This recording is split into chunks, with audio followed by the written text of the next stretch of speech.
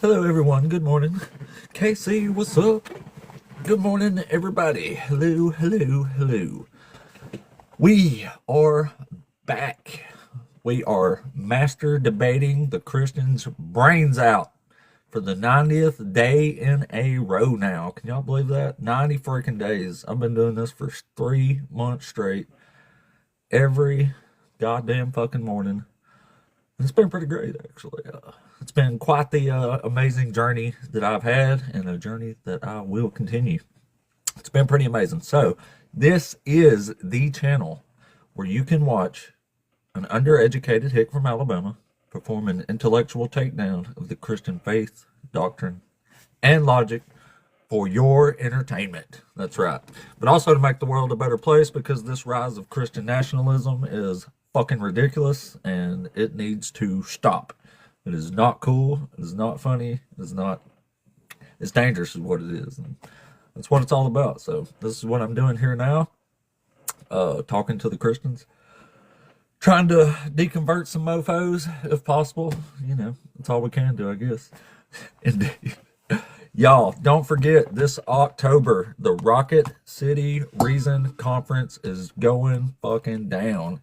You can spend 3 days on the 23rd, 24th, and 25th of October hanging out with the coolest motherfuckers that ever lived. The biggest absolute titan names in atheist debates and YouTubing are all going to be there. Thinker's going to be there. The Godless Engineer, of course. Forrest Valkai, Gutsick Gibbon. The keynote speaker is Seth fucking Andrews. You can't miss this, guys. And you can get your tickets at rocketcityreason.com. And we'll give that another shout out at the end of the show. Also, don't forget... Dr. Josh Manifest every morning. Also, don't forget... our best friend of the channel, Dr. Joshua Bowen, sells amazing books that you must own. Here is one that I have been using to learn ancient Hebrew, even though the last week has been very difficult to actually learn some ancient Hebrew. Even with that said, I have learned a motherfucking shitload from this book. But I've learned way, way more from Dr. Josh's other books, like the Atheist Handbook to the Old Testament. Volumes 1 and 2. That is absolute must-have knowledge if you are debating the Christians out up in here, the apologetics.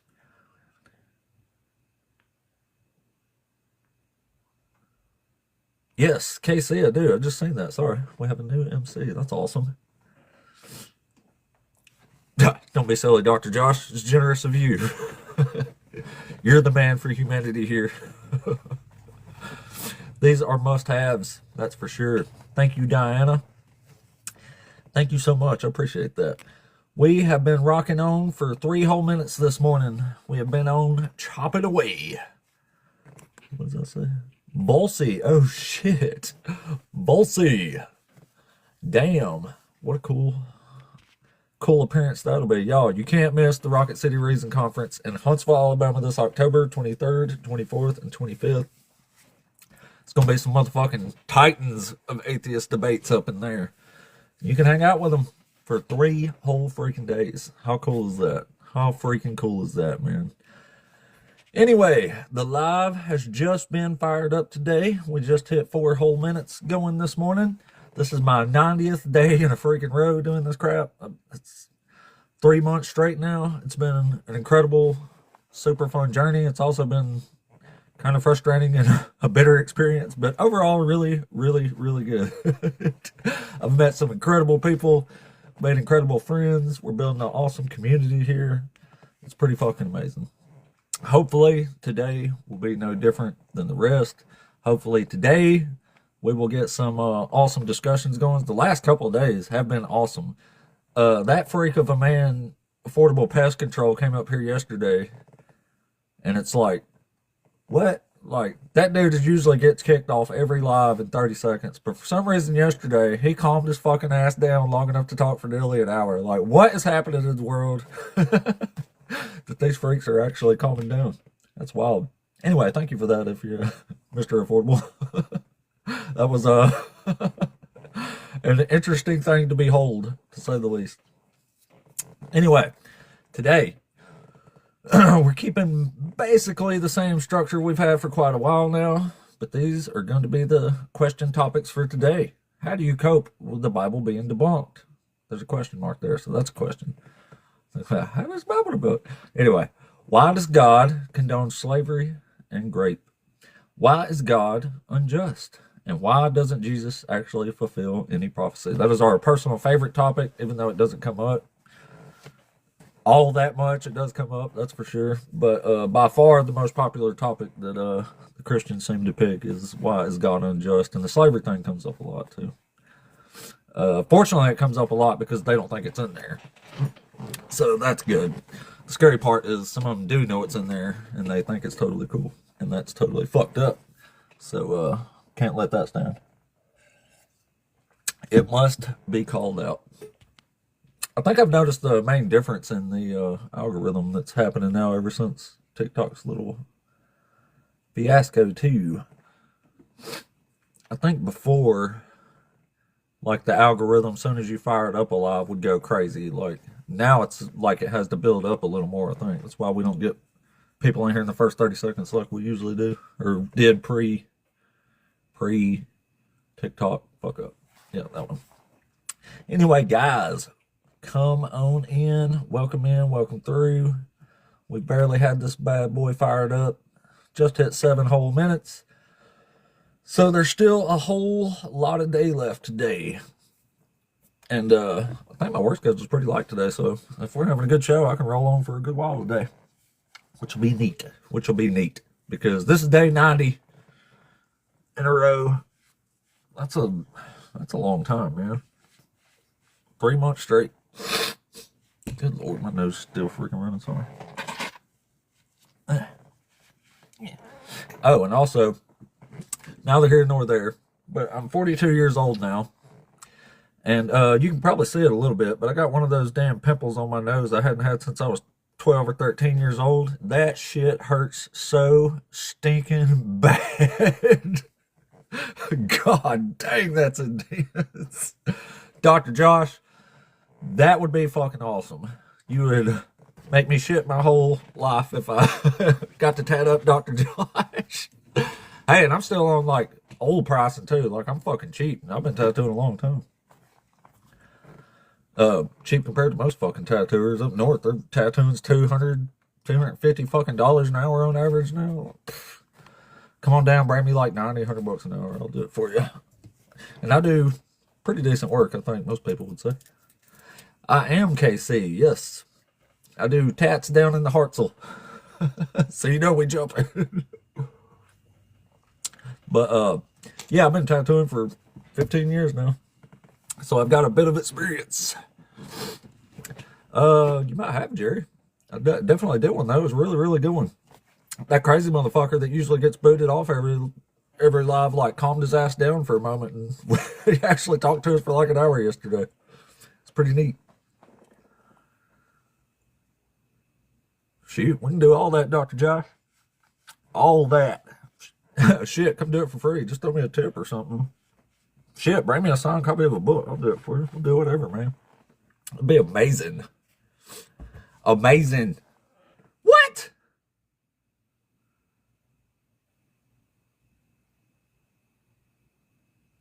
What the fuck? I just got flagged. The live just got flagged. What the fuck? We ain't even talked to nobody.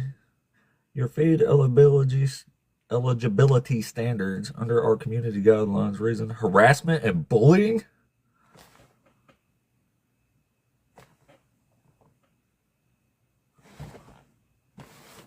What?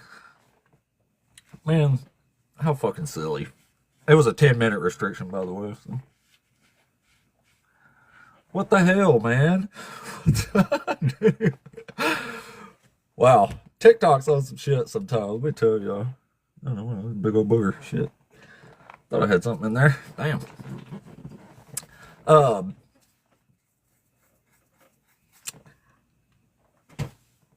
I guess. I don't know what the fuck happened there. Like, what in the world? Yeah, boogers are gross. Sorry. That's why I stick my head off the camera when I go blow my nose. But it's been pretty runny the last couple of days. And no, I actually feel pretty good. Um, yeah, fuck it. We'll just wait it out, man. Like, we're not even really losing anybody for real. It's only a 10-minute restriction. Maybe it was because I was saying that guy was uh, usually a wacko or whatever. I did say something about somebody, so I guess that sort of makes sense. I am in North Alabama, little south of Huntsville, little north of Birmingham, little town called Hartselle. It's pretty, it's all right. Yes, I bullied God. TikTok didn't like it. I was pushing God around a little too hard, I think. And the TikToks, I guess they reported me for harassment and stuff. I ain't too. I'm like 50 minutes from Gadsden. That's kind of far, but not that far. Casual stroll over there. Eric, thank you, buddy. I appreciate it. Let's see, where am I at? What happened? Ooh, shit, I forgot how to check. Oh yeah, swipe. Swipe. You gotta swipe to check. I still got 7 minutes. Man, what the wow. Can't believe I got a restriction. Wow. No, God totally allowed this stuff, Michael. You know, the Bible's like about stuff God does and God likes. It says God likes this stuff, and God gave laws to Moses, and some of the laws were like evil as fuck. So it's definitely God giving these things. Don't blame man for what God did. Blame God because it was God's fault. Oh, absolutely. I mean, he who sets up the system is responsible for the system. I would think. It seems like basic logic. Also, I got some cool stuff. I got a little time yesterday. Well, not really a little time, but I was reading some other stuff. And I think I got some new arguments to be throwing out now, or at least some new. It's pretty cool, you know. You start arguing and you got your material you use and stuff, and then every now and then you find something that pops up that's like, whoa, there's a gap filler there. I think I got a cool one, but it'll undoubtedly come up at some point. Also, kind of gave me an idea for a new video I want to make too, like cause it's like a psycho type video, just having fun up there with the little old humans and such. God is the most fair. Justice is what he's about. What sort of justice are you talking about there, Michael? Because the kind of justice I know, this God doesn't even kind of come close, sort of, even a little bit, to being just. Because it seems pretty horrible, actually. Oh, wait a minute. Where's my Samuel tab? What happened here? Oh, okay. Sorry, I was going to whip out my Samuel tab. Let me get back on my gateway thingy here. Ooh, good one, good one. Genesis 8. Genesis 8. I don't have a tab for Genesis. Oh, yes, I do. I just opened one. Genesis 8. All right. Show y'all some middle school reading skills here. What did I say? Oh, yeah, 8 to 12. All right. Here's a great story. This is after the flood here. And it says, at the end of 40 days, Noah opened the window of the ark that he had made and sent out the raven. And it went out, and it went to and fro until the waters were dried up from the earth. Then he sent out the dove from him to see if the waters had subsided from the face of the ground. But the dove found no place to set its foot, and it returned to him to the ark, for the waters were still on the face of the whole earth. So he put out his hand and took it and brought it into the ark with him. He waited another 7 days, and again he sent out the dove from the ark. And the dove came back to him in the evening, and there in its beak was a freshly plucked olive leaf. So Noah knew that the waters had subsided from the earth. Then he waited another 7 days and sent out the dove, and it did not return to him anymore. All right. What did happen to the damn raven? At the end of the 40 days, he opened the ark and made and sent him out to the raven. And it went to and fro until the waters were dried up from the earth. Then he sent out a dove. What did happen to the damn raven? What? I've never thought about that. Hey, where'd that raven go, y'all? Where'd the, there's a raven there. Something happened to the raven. It went to hell. I get it now. I understand. I mean, it's a raven, right? They're like black, so that's like one of those insidious signs of the devil. So, like, yeah. The raven's in hell, probably. Maybe it went to heaven. Who knows? Might have found God while it was out there flying around and stuff. Is that really... What did happen to the raven? Hey, where the hell did that bird go, man? What happened to that bird? Was it only one of two? What about the other raven? Or was that... Wait. All right. Man, the Bible's complicated sometimes. All right, let's think about this rationally. Let's apply some logic to this insane story here. All right, so there's two ravens, depending on which Genesis you read, but there might have been 7 pairs. But I don't know if they were clean or unclean animals.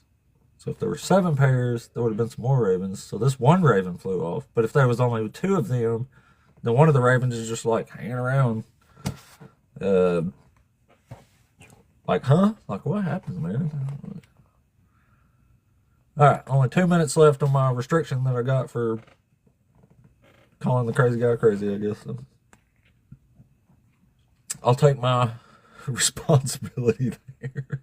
And it's almost over. Then we'll give it a few minutes and see if we get somebody to first guest of the day. Yeah, why is there still ravens? Like, if one of them flew off and the other raven was like just calling it Noah for the rest of its life, like, why is there still ravens, man? What a great question. Like, what did happen to that fucking raven? Maybe they just threw it in there because they didn't know what to do with it when it was left over from the Epic of Gilgamesh. Like in Gilgamesh, it's just a raven. I don't remember a dove being in Gilgamesh. So maybe it's like they were copying the story from, plagiarizing it from the Sumerians. And then they were like, oh, wait a minute. We can't use a raven. It'll be too obvious. So they just switched. And they're like, well, now we already used the paper, and paper's really expensive now. So it's like, we can't just like erase it or whatever. So what we will do is we'll just say, we'll just start the next line. We'll just say, oh, then he grabbed the dove, and the dove did this. I think I figured that out. So if you're a scholar out there and you're listening, you're welcome for that. That's probably, I'm pretty sure that's what happened. Is they just didn't want to waste the paper at the time, and they forgot they were copying a story, but they didn't want it to be like straight up copied. So then they was just like, yeah, we'll just switch I forgot we got to go to a dove right here. Never mind the bird, the raven, never mind all that shit. We don't want to waste no paper, man. 8, 7, 6, 5, 4, 3, 2, 1. All right, my restriction is gone for the day. Holy shit, man! What the fuck? 3 pairs?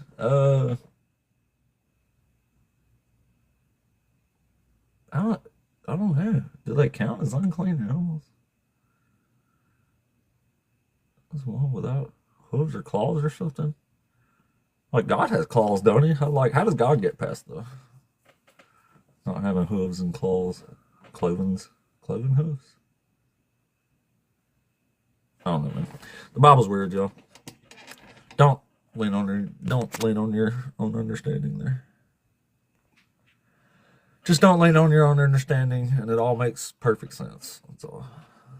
That's the smartest thing the Bible ever said for real, is telling people not to lean on their own understanding. Because, people might read it, and they're like, what the fuck does that shit mean? That makes no sense at all. And then you're like, oh, you're not supposed to understand it. Okay. That's why I'm saying it was pretty brilliant of them, to put that in there. I would have put that in there if I was a Bible author, to be fair. You got to clear... Some things you just got to clear up with folks, and you can't let them stand, or you can't let them wander in madness and such. So you got to just tell them it's nonsense straight up. It's the way to go, for real. All right, our restriction is gone. So, I guess we'll give it a couple minutes and make sure that didn't totally screw us. We might have to do a reset anyway. I hope not, but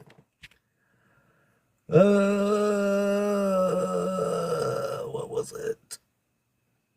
The algorithm started moving again, so that's cool, I guess. Well, I was bullying nobody. Got a restriction. No, I was bullying somebody. Never mind. Sorry. Sorry about that shit I just said. I was talking about somebody in particular. So yeah, there it is. So anyway, guys, if you're watching, please tap that screen for me some more. I hate even telling people that because y'all do such a good job already. It's like demanding more on top of what you're already doing. I feel shitty for doing that. Anyway, I will anyway. So go ahead and tap that screen for me. Throw some comments in there. Just say hi. Maybe repost a video. That's always a good one. If you got some gifts, throw them up. If you want to gift the channel, that's really cool too. It helps the algorithm a lot. But when it comes down to it, just being here is greatly appreciated and does help a whole lot. Howdy, precious things. Hello. Good morning. What's up? Looking for some debates in here. We've been on for 22 minutes and we were restricted for half of that, so nearly half of that. So maybe now we can actually get started. That my bully restriction is over. We'll give it just a minute here and see what happens. What time is it? I guess we'll give it till 8:15 or so, 8:20, and do a little reset there. Former Messianic Jew. Currently I'm in transition through post-atheism. Congratulations, buddy. Messianic Jew. That's a rare one to see there. That's by far one of the smallest religious sects I think there is that's like an official one. There might be like, I looked it up one time. I want to say it was something like only like 200,000 Messianic Jews worldwide, something like that. It's almost a bit of a oxymoron if you really think about it. if you know the difference between the New Testament and the Old Testament, because the Old Testament contradicts pretty much everything the New Testament says. Yeah, I can kind of imagine that, especially when you add Judaism on top of it. I mean, I think the reason most people are Christians is because they think they got out of keeping being the Jew part, like, as far as Jewish laws and traditions go, you know what I mean? Hey, let's be a Christian. We don't have to do all the work. We just believe and get all the glory. That'd be great. Yeah. Pretty appealing, if you think about it. All right. So, well, the algorithm did start moving again, but it is not moving much. Not moving much. In fact, in the last 3 minutes, there's barely even 20 more people came through. I think we've been restricted a little bit. Maybe I shouldn't have said all that shit I said at the start of this. Or maybe it's all right. Got somebody here, maybe. Let's see. Yo, what's up? Hey, you there, P? Yeah, I'm here. Can you hear me? Oh, yeah, let me turn my volume was way down there. Hey, quick question. You got up here that you used to be a former Christian. How do you know you was a Christian? Because I professed with my mouth that Jesus Christ was my Lord and Savior. I was baptized. Were you baptized in Jesus' name? Yeah. You were baptized. Hold on. You were baptized in Jesus' name? Yeah, twice. You received the gift of the Holy Spirit with the evidence of speaking in tongues? Mm-hmm. Yeah, I used to speak in tongues a lot, actually. And you were walking the whole. And then I stopped because I actually scrutinized the religion, and it was pretty crappy.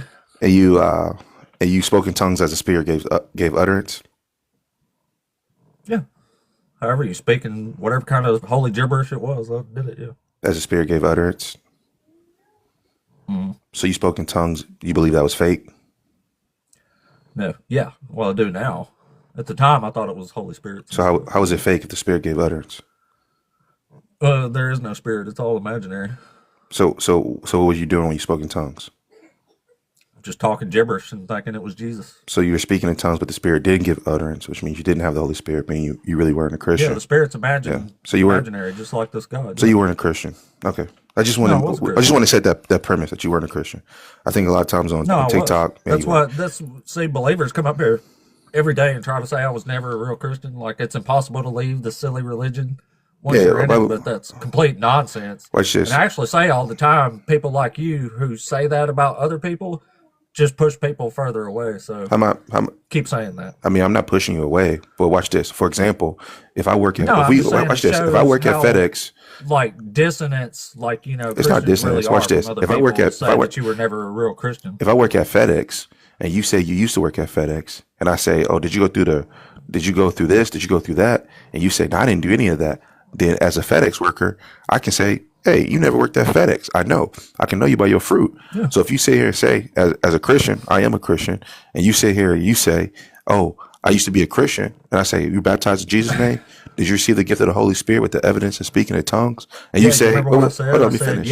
Let me finish. I answered yes to all those questions. Let me finish. You said you spoke in tongues, but I said, as the Spirit gave utterance. That's mean it's not on your accord, but it's based on the Spirit giving you utterance. You said, nah, I was just saying gibberish. So if it's just you saying gibberish, meaning I thought it was Jesus at the time, but in reality, but you said it never. Actually but you said it wasn't. A bunch of gibberish, people talking, thinking Jesus. Okay, that's fine. But you said it wasn't the Spirit, it was you. So if it was you, then it wasn't the Spirit, meaning you didn't have the Holy Spirit, meaning you was never one of us in the first place.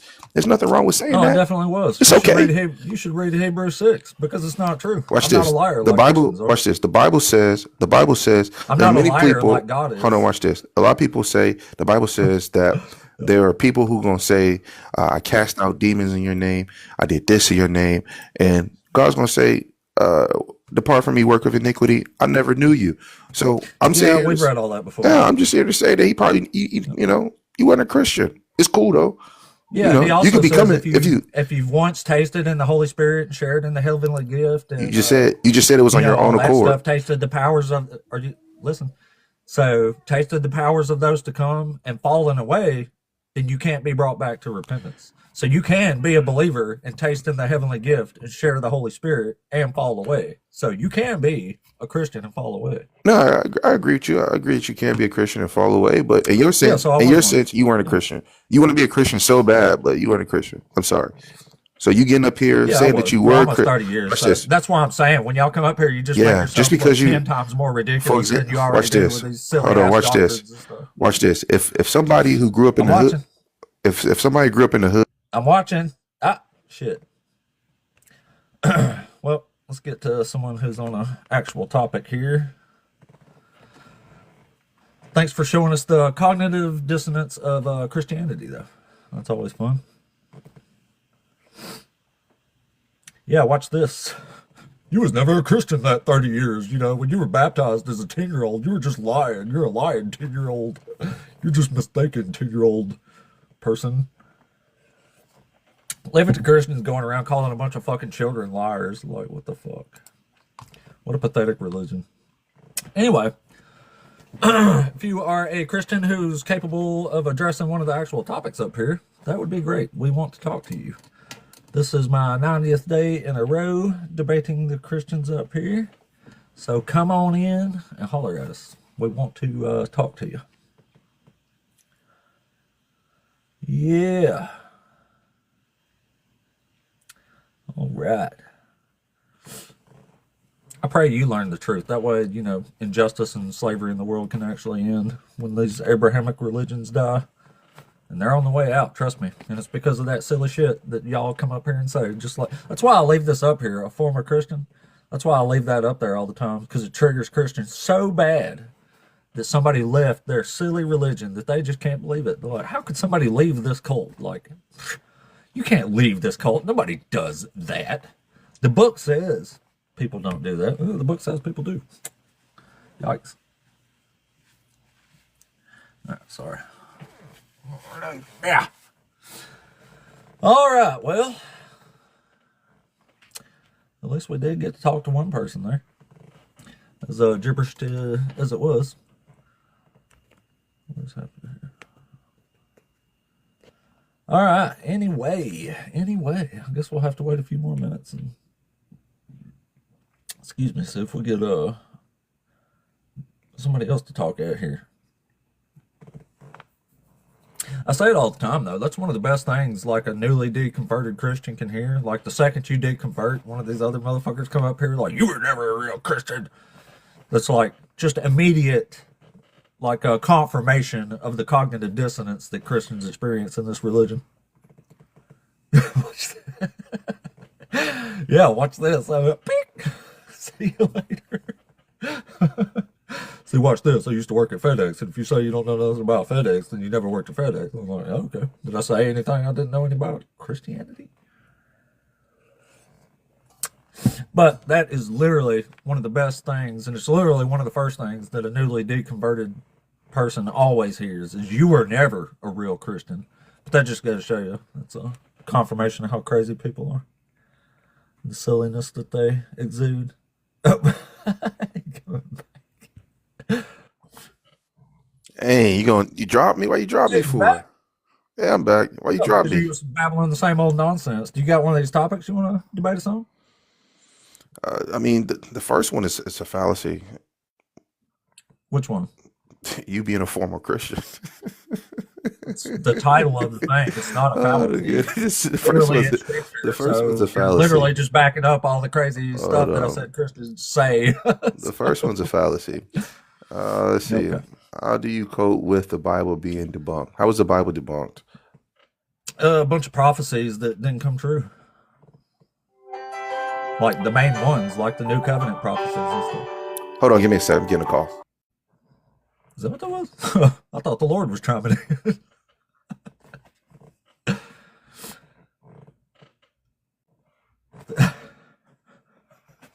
What a ringtone. That was kind of nice.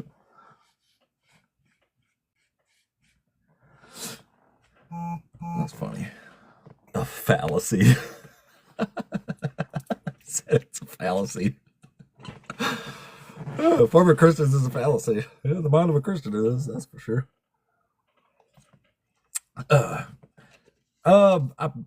Normally I probably would drop him, honestly, but maybe we can actually move on to something of substance here. So we'll give it a second, see what happens.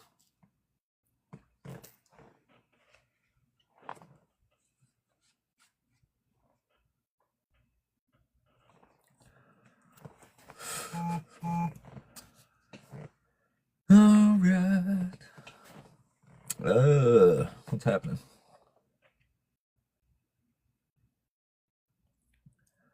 So we'll have to.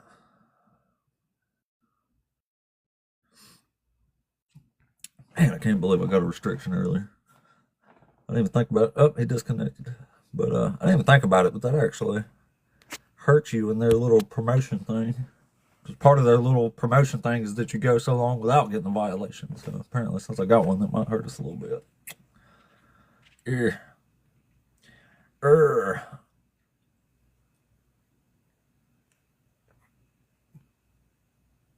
Well, maybe I'll come back when he finishes his phone call. Then we're going to read the Bible to him. It's going to be good. All right. Maybe that's him. Oh, no, it's not. Info Prophet. Let's check Info Prophet out. Hello? Are you there, Info Prophet? What happened? So sorry. Oh, are you over 18? Yes, I'm 21. Cool. Are you one of the Christians? Yes. Awesome. So which one of these topics you want to talk at us about? Really, all of these, but which one do you feel the strongest about? Like if you had to pick one right now to go on, which would it be? why is God unjust? Oh, that's a good one. So, so I say God is unjust because he does unjust things like punishing people for other people's crimes and dealing out punishments that don't fit the crime. So, so my argument here would be more like, how do you fulfill the standard of morality without God? So, how do you know anything? So how do you know Are we talking anything about is morality or unjust? justice? You said unjust. So unjust just means that it's not morally correct. That's not what justice means. Morals are morals. Justice is justice. Well, unjust. I'm saying unjust simply means Yeah. going against it's basically saying that an action that you have committed or something that you have committed is morally wrong. That's what it means for something to be unjust. That's not what unjust means. Oh, okay, so can you define unjust? Unjust is the definition of justice is getting what you deserved. It's about being fair and balanced. So like if you committed a crime and you stole the candy bar and you got, fined $20, that could be like justice, right? But if you stole the candy bar and you got sentenced to 90 years of hard labor along with your whole family because you stole the candy bar, that would be injustice. So why would it be why would it be unjust? Because the punishment don't match the crime. So okay, so the punishment And other people are being punished for your crime. That's not what justice is. Justice is fairness. It's about you do the time, you do the crime, an eye for an eye, you take an eye, you lose an eye. That could be actual justice. Yeah. Okay, so like from what standard in which you're placing this upon like God? Yeah, it's in the Bible. I'm saying how do you An eye for an eye. I'm saying how do you place this judgment without God? What? How do you place such What do you judgment mean without God? Yeah, how do you place a judgment without God? I don't need God to know what a standard of justice is. Well, you actually have to. That's the problem here. Why? Well, yes, because what you'll just be assuming, right, is that whatever you're saying is basically what justice is, right? But like, I'm pretty sure everybody has like a different version of what they call justice. That's why they have different laws. No, okay. Well, it's still unjust. Don't you know what justice is? What do you think justice is? I've already told you what I believe justice to be. Well, you don't even know what it is then because you just said it was morally wrong. That's not what justice is. Well, then yes, that's why I'm going off of what your definition, right? Your definition just That wasn't my definition. I'm saying that the definition that you just gave me, right? I'm going off of that definition. The definition that you gave me. Oh, so you agree with my definition? I have no problem. I have no problem agreeing with your definition, but your definition just doesn't give you any standard. That sounds like we agree then, right? That's totally fine. The definition I can agree with, but like the problem here is that like it still becomes some type of like subjective experience. So it's like I have to have some type of standard, right? And I'm asking what's The standard is if you do the crime, you do the time. So would you ever consider it justified to punish a whole bunch of people for what one person did? Well, in some places that's totally fine. So like I don't. Okay, like what? Give us an example. You could say like for example like China, right, or like some type of Asian. I forgot exactly where, but like if you were to have like a child, right, like more than one child, then you get a punishment, which is just oddly wrong, in my opinion. There's places where the age of consent is 16, so a 16-year-old can marry a 30-year-old. So you don't think that's justice?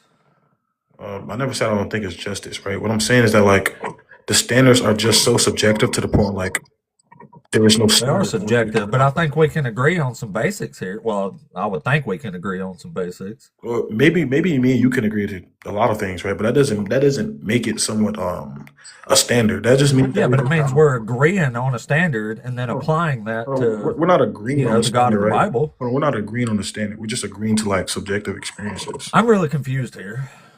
Okay, so basically, if me and you were to. So how do we figure out if God is just or not? Well, you just have to assume. You have to presuppose that he's the very standard of justice. Why would I presuppose that? Because without there being some type of standard, then the word justice just becomes meaningless. Yeah, but God fails my standard, so why would I make him the standard when he doesn't even add up to my own standards? Well, because your own standard is subjective. It's not objective, so.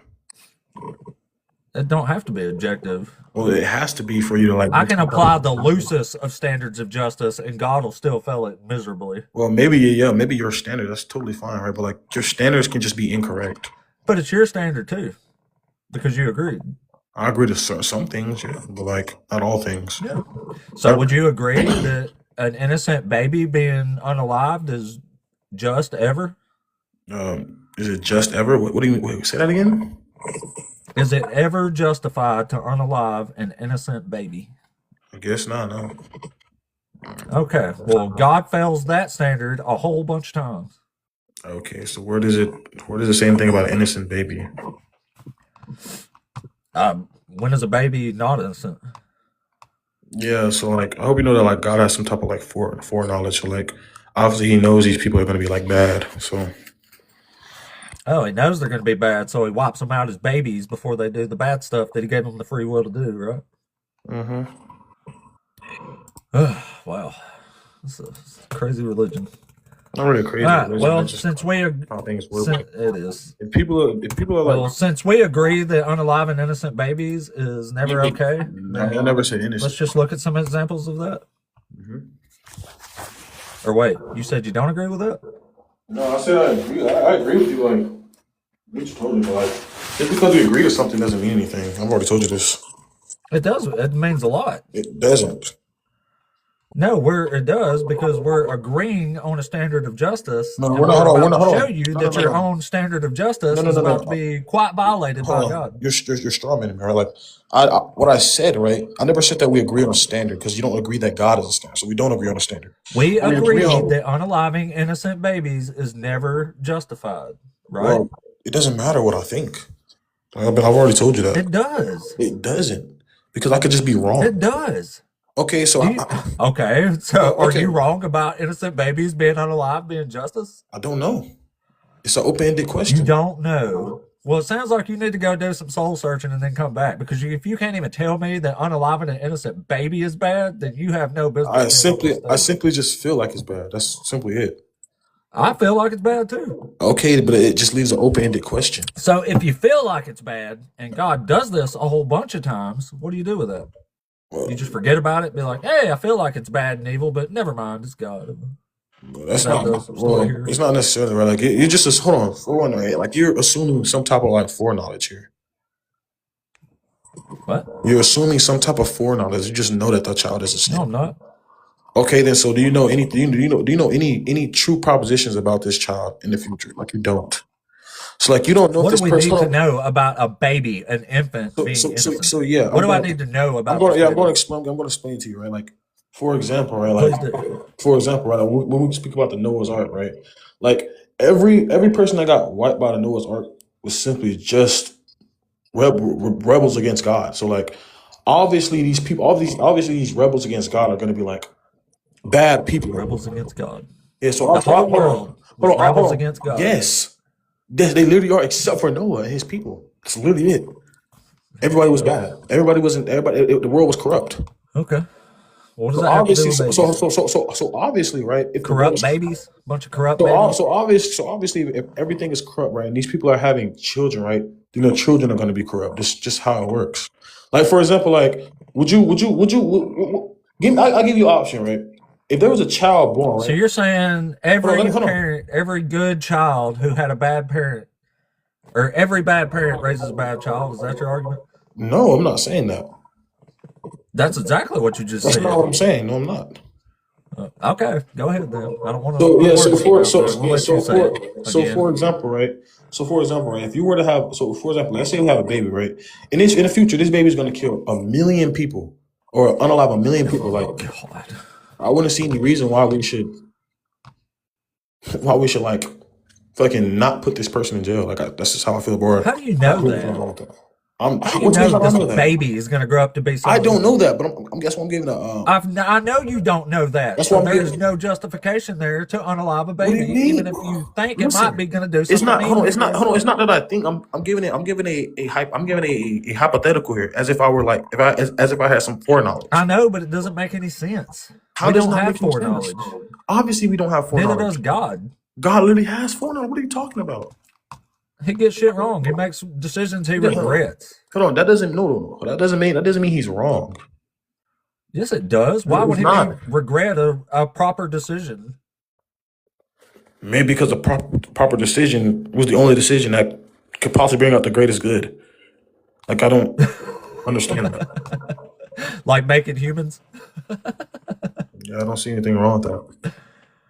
Yeah, I know you don't. It's morally bankrupt is what I call that. You can't say it's morally Anyway, bankrupt. That's the whole point. I already it told is morally. I know you're morally bankrupt. That you. is the whole You point. can't say it's morally bankrupt. You have no standard of morality. You can. You're defending a baby being Okay, unalived here because you said maybe it'll grow up to unalive people. What? no, that's not what I'm saying. No, that was a hypothetical. Okay, well, sorry. So you do think that it's bad in all cases to unalive innocent babies, right? Innocent babies? Obviously, an Yeah. innocent person, yes. Okay, thank you. That's So that's what I'm talking no, about that here. doesn't I'm no, talking no, about no. an innocent baby being unalived I've by already told God. you you have no proof of this baby. You have no proof of anybody being innocent You because don't think babies are innocent? God has foreknowledge. I've already told you this. I'm tired of telling you this already. God has foreknowledge. Who's perfect to God? Who's perfect to God? Who don't commit some sins against God? I don't know. Jesus? So according to your logic here, if everybody's guilty of crimes against God, then everybody is justified in being wiped out as babies. No, no, no, no. Yes. Oh, these people were rebelling against God. What are you talking about? That's A the greatest sin you baby. can make. Babies don't rebel against God. What are These you kids are talking these kids about? were gonna grow up rebelling against God. That's the whole point. That's bullshit. How is that bullshit?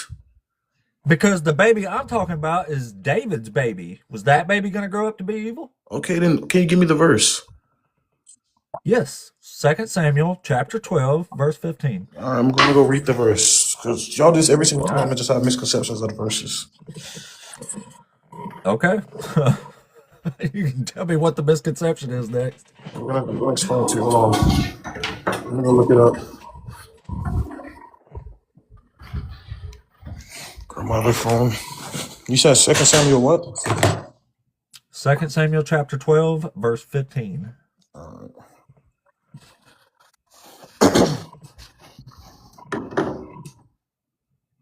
I thought that you were gonna bring up the Noah's Ark, so that's why I said that. But if you bring up David, pretty sure David also rebelled against God. What? I'm I pretty mean, sure. that one's a good one, too. Well, this baby didn't rebel against God. I'm pretty sure David also rebelled against God. So, Okay. Well, did God forgive David? huh? Did God forgive David? I guess, yeah. Oh, well, maybe he could have forgave this, poor innocent baby. He doesn't forgive every single action of sin. So That's right. He doesn't because he he's not actually fair and he's that's not not just. being fair. That's not Thank about being you. fair. That's simply just him giving Yes, us it multiple is. punishment. No, it's not. David sins against God, God forgives him. Unalives an innocent baby who didn't do shit. If that's fair, I'm the freaking Pope. 2 Samuel.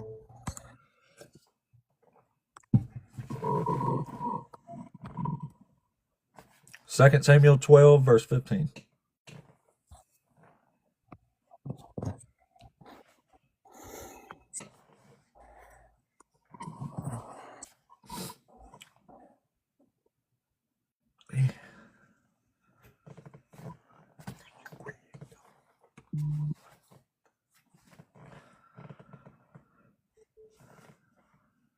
I've got it pulled up. You want me to just read it to you? I'm reading it right now. Oh, okay. Good, good.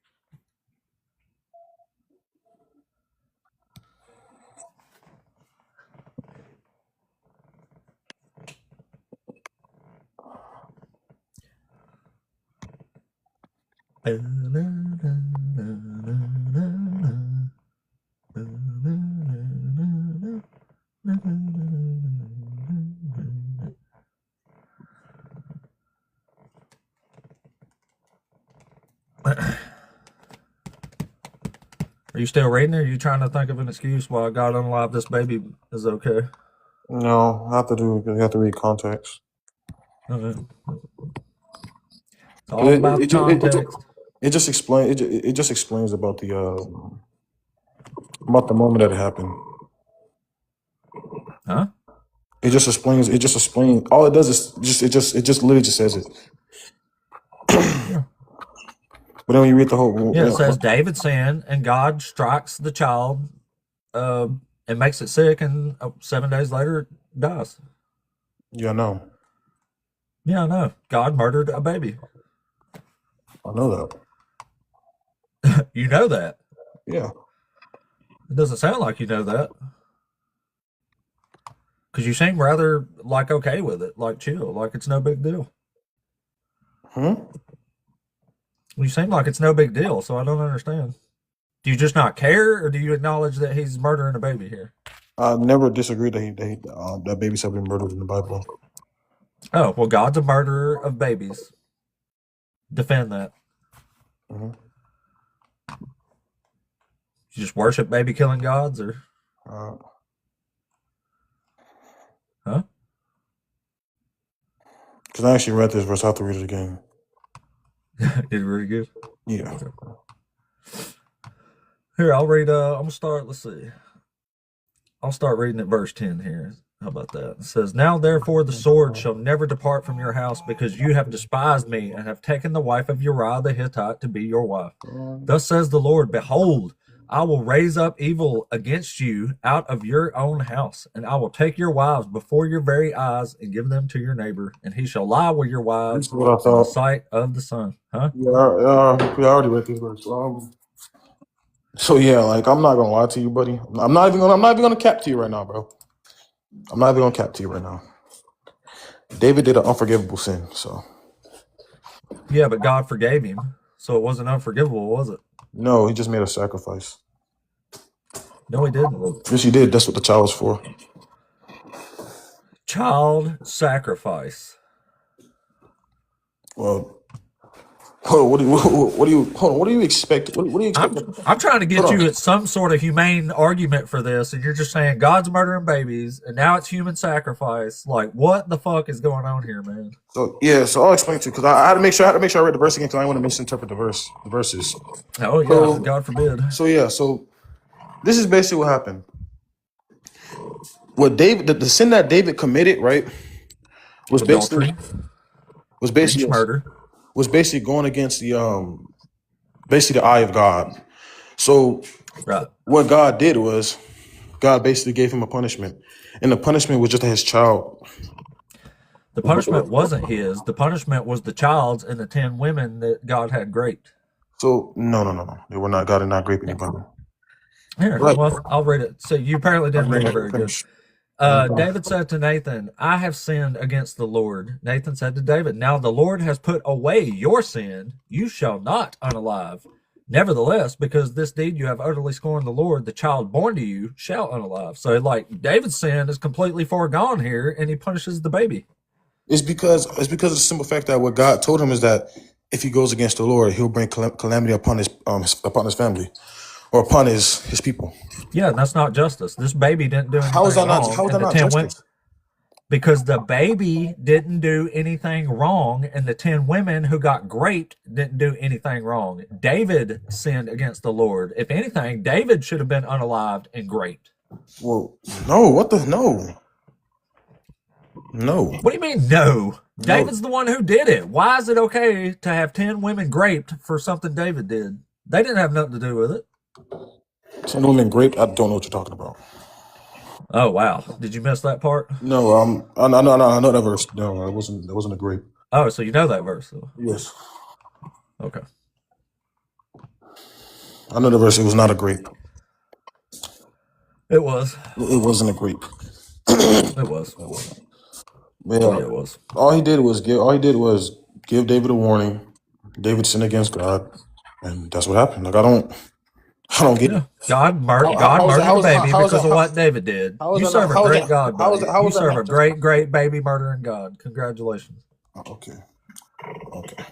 No, let me see. Didn't you agree with me that God murdered the baby? No.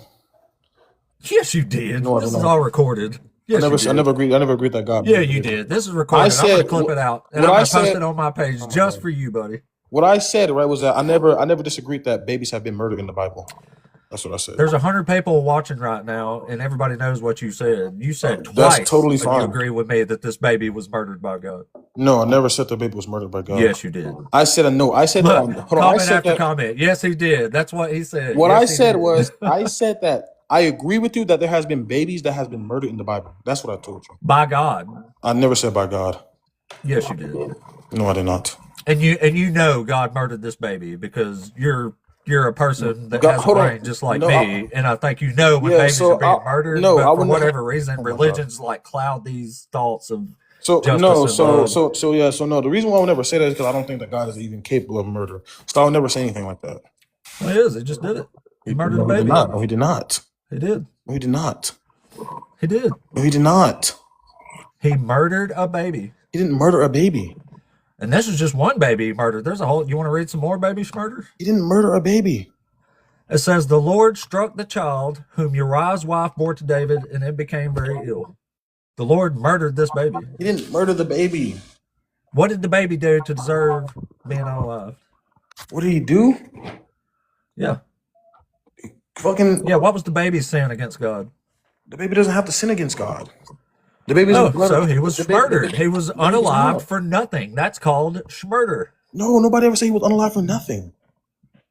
The baby didn't do anything. You just said out of your mouth, the baby did not sin. If the baby was unalived for nothing, that is called He was not murder, unalive for nothing. my man. He was not unalive I know for you don't know nothing. what murder or justice or morals are, but like, Murder, you know, try murder is a the little act of bit, hold on. yeah. Murder is the act of unjustly unaliving somebody. Okay, well, what was the justification for this baby being unalive then? Give Yeah, to us. it was because of David, because he was part of David's blood. So another person sins and the baby gets unalive for it, and that's not schmurder. Yes, it's not murder. God is incapable. You of have a murder. very twisted sense of morality and justice, sir. What are you talking about? What do you mean? What am I talking about? You're saying it's justified unaliving of an innocent baby because this dude over here did something. What other justification can you give? There is no justification. That's the point. But there It's literally murder. is. No, there's never a justification for unaliving innocent babies. That's what we started the conversation with, man. That's not. We start. No. Yeah. No. We Yeah. said. This is it's all not innocent. recorded. Bro, this is not. I'm no, recording listen. all this right now, like your own video, having said this stuff. That's totally fine. But for one, right, I know. I'm gonna explain this once again to you, right? So I've already explained this. So for one, I've already said this. God is incapable of murder. So I would never say God is murdering somebody. Another thing is, right, is that we can say that the baby at this point in time didn't know sin, right? That's totally fine, right? But the reason why this happened was because he's part of David's blood. It's not fine. Hold on. It's fine with you. Hold on. It's not fine with me. No, I'm talking about the verse. The reason why we have no problem with this verse, right, is because of some fact that he was part of David's blood. So since he was part of David's blood, right, and David's punishment was to bring calamity upon his family, upon his people, then that's the reason why. So if you committed adultery right now and God unalived all your kids, you wouldn't call that murder? I would not call that murder. No. Oh, I would call you have an extremely twisted sense. This is the Christian sense of justice and love right here. No. Only thing that I would say to that, I would just be like, okay, well, that was my punishment. Like I don't. No. The kids don't get punished for that, buddy. Well, You do. That's called justice. How is that called justice? Your kids didn't do shit. Hold on. You just committed to the ultimate being. Like, what are you talking about? You just committed a sin to the ultimate being. No, Hold on. To be honest, your punishment should be worse than that. Your punishment should be worse than that. Just when I thought you couldn't make yourself look any worse, there you go and What are you topple my talking about? expectations. Good job. What are you talking about? Hold on. Listen. If you commit a sin against an almighty being, right? You're telling me that your only punishment should be that a part of your family member gets unalive. You should literally be like, No, I would never Hold on. advocate for a family member being unalived for what you did. That is not justice, sir. oh my god. How are you comparing? Oh, you're God. Your God's sick. How are you Sick as you are. how are you comparing this human concept of morality to a almighty being? The same way Abraham did. You can't do that. You literally can't do that. I can. Abraham Man, did you it. cannot. You cannot do that. You ever read Genesis 18? Yes, but you cannot do that, bro. A dirty old human held God to a standard of justice that he agreed to. I'm a dirty old human. I can hold him to the same standard Abraham can. Oh my God, you can try, but I you can't. tried and The succeeded. standard that you can't. The standard you're placing upon him is like, oh, the laws that you have in your state or some shit. You can't you literally can't do that. That literally makes no sense. Like you're like the sin. Hold on. To be honest, the sins that we are. I'll tell you what makes no sense: trying to justify the murder of an innocent. I'm not justifying. I'm really not justifying. Yes, you hold are. on, I asked you to justify it. You said this is the justification, and then you said David did it. So it was David's fault. The justification was not what David did. I agree to you, right? That a baby was unalive here, right? That's I don't disagree with that. Well, right? earlier, but the part that I disagree with, right, is when you try to say that the unalivement itself was unjust, right? It was an innocent baby. But from when the case, like I said already, it's never justified to unalive somebody innocent of the crime. Okay, then you have to hold on. I've already told you that's not justice. I've already told you have to give me some type of standard of justice if you're going to make that claim. Holy shit! Like I just did. You didn't know you did not. Do the crime, you get the punishment. It's not a standard. That's called justice. That's not a standard. It is a standard. No, that's not, because that's different. That's different throughout different cultures. How can a standard that I've just given you be applied to someone innocent? Because your standard is subjective. It can't. It's a standard. Your standard is subjective. It doesn't make any sense. Okay, well, give us your standard. What standard should we apply here? The standard. The only standard you should have is a standard that has some type of almighty being. What standard? Tell us. What's the standard? You could just say the standard is God. Okay, so what is the standard for justice? What does God make justice? What's God's standard for justice? How am I supposed to know God's standard of justice? I don't know. Maybe you can read your book. His very nature is justice. His very nature. So you're arguing he's not violating a standard of justice that you don't even have a clue what it is? It's God. Really? It's God. There's no other way we can put it. Literally, it's gold. It's gold. Like, I think you're really confused, man. Honestly, I'm starting to feel kind of sorry for you, as crazy as it is. Well, sorry for what? Because I hold that there's no other. Because you're clearly all mixed up in your head on what love is, what justice is, what morality is. Yes, love is love. You have no fucking clue. Love is not a thing. This is just sad. Love is not a thing unless God exists. Morality is not a thing unless God exists. Justice is not a thing unless God exists. It's not. It is. I know. You're just confused like that. Yeah. Oh my God. Oh my God. Okay, so I don't get it. I don't get what you're saying. I know you don't get it. You don't even know what justice is. You can't even tell me a standard of justice, but you know God's not doing it somehow or another. Like, this is just insane is what it is. No, so this is the craziest argument I've ever had. What crazy argument? This is like a typical argument. Everybody says this. That's it's not typical. Some people do way better than you are. Nobody disagrees that people have been unalived in the Bible. Nobody disagrees with that. No Christian would disagree with that. I didn't say they did. That's okay then. So what are you talking about? This is a thing that we all say. It's obvious God's murdering all kinds of people in the Bible. He doesn't murder people. Yes, he does. He murdered a baby right here in this passage we just read. He didn't murder a baby. Yes, he did. No, he did not. He made it more judgment. That's all he did. No, he didn't. There's nothing moral about unaliving innocent babies. How do you make those statements? Sorry piece of shit. How do you make those statements? Human being, if you really think that. Think what? I'll give you a little benefit of the doubt and just say this is your religious coping mechanisms, throwing your brain into a skew here. This is why atheists are lost, bro. What? This is why atheists are lost. We're roast because we're saying this is not justified in unaliving innocent babies. We'll take that moniker all day, buddy. You borrow the God's worldview to try to go against it. That's what you're doing. If I was borrowing your God's worldview, I'd be saying, it's just a baby that deserves to die. You shitty ass fuck. Hold on. And I will have nothing to do with this. What's your argument? Or the sect of believers that it produces. Like, let me explain like your entire problem here, right? Like the problem that your argument has, right, is based on a simple fact, right? Is that it appeals to some type of emotion when it comes to these discussions, right? It appeals to a standard of justice. It's an actual standard, not just God says it's just so it is. That's not a standard, no matter how bad you want. No, it appeals to emotion, right? Like you're saying that, okay, well, this is murder because of the simple fact that I feel like this is not a justly judgment. So yeah, it's not. You have okay. Then so can you prove that? Can you prove that? You even called it murder, and then when I called you out on it, I never called it murder. Yes, you did. It's recorded. I'm going to post it, and I'll tag you in it. I'll tag you in it after we get done. Go ahead. Because I know what I said. Yeah, I know what you said too, and 100 other people know what you said. That's totally fine. Like I never said in my mouth that God is murdering children. I would never say that because that's not a thing. You can't do that. You did. I guarantee you did. I remember. Nobody, because you're not listening to what I'm saying. You've been interrupting me this entire time. I know you said that because I am listening. I didn't say that.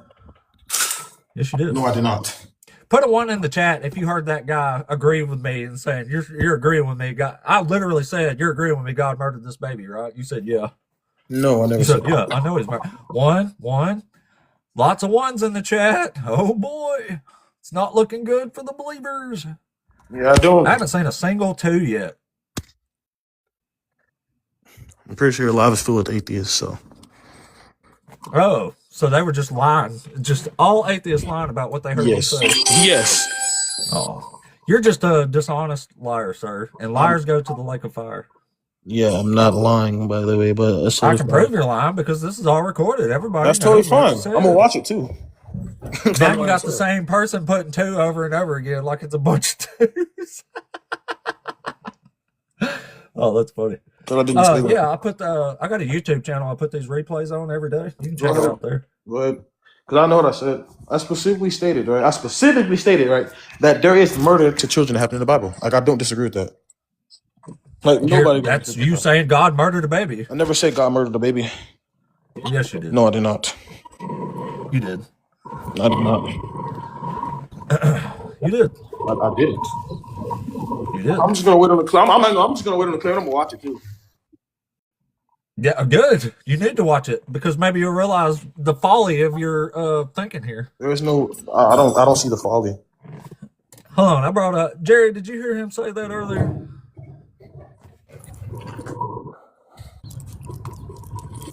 Geri-belle?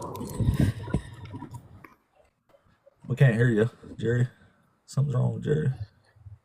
I know what I said. I'm not worried. Hello. Here, I'm gonna. Oh, there it goes. I lost. Jerry, did you hear him say that shit for a earlier? second? But I also heard him say the first justification I heard him say was that.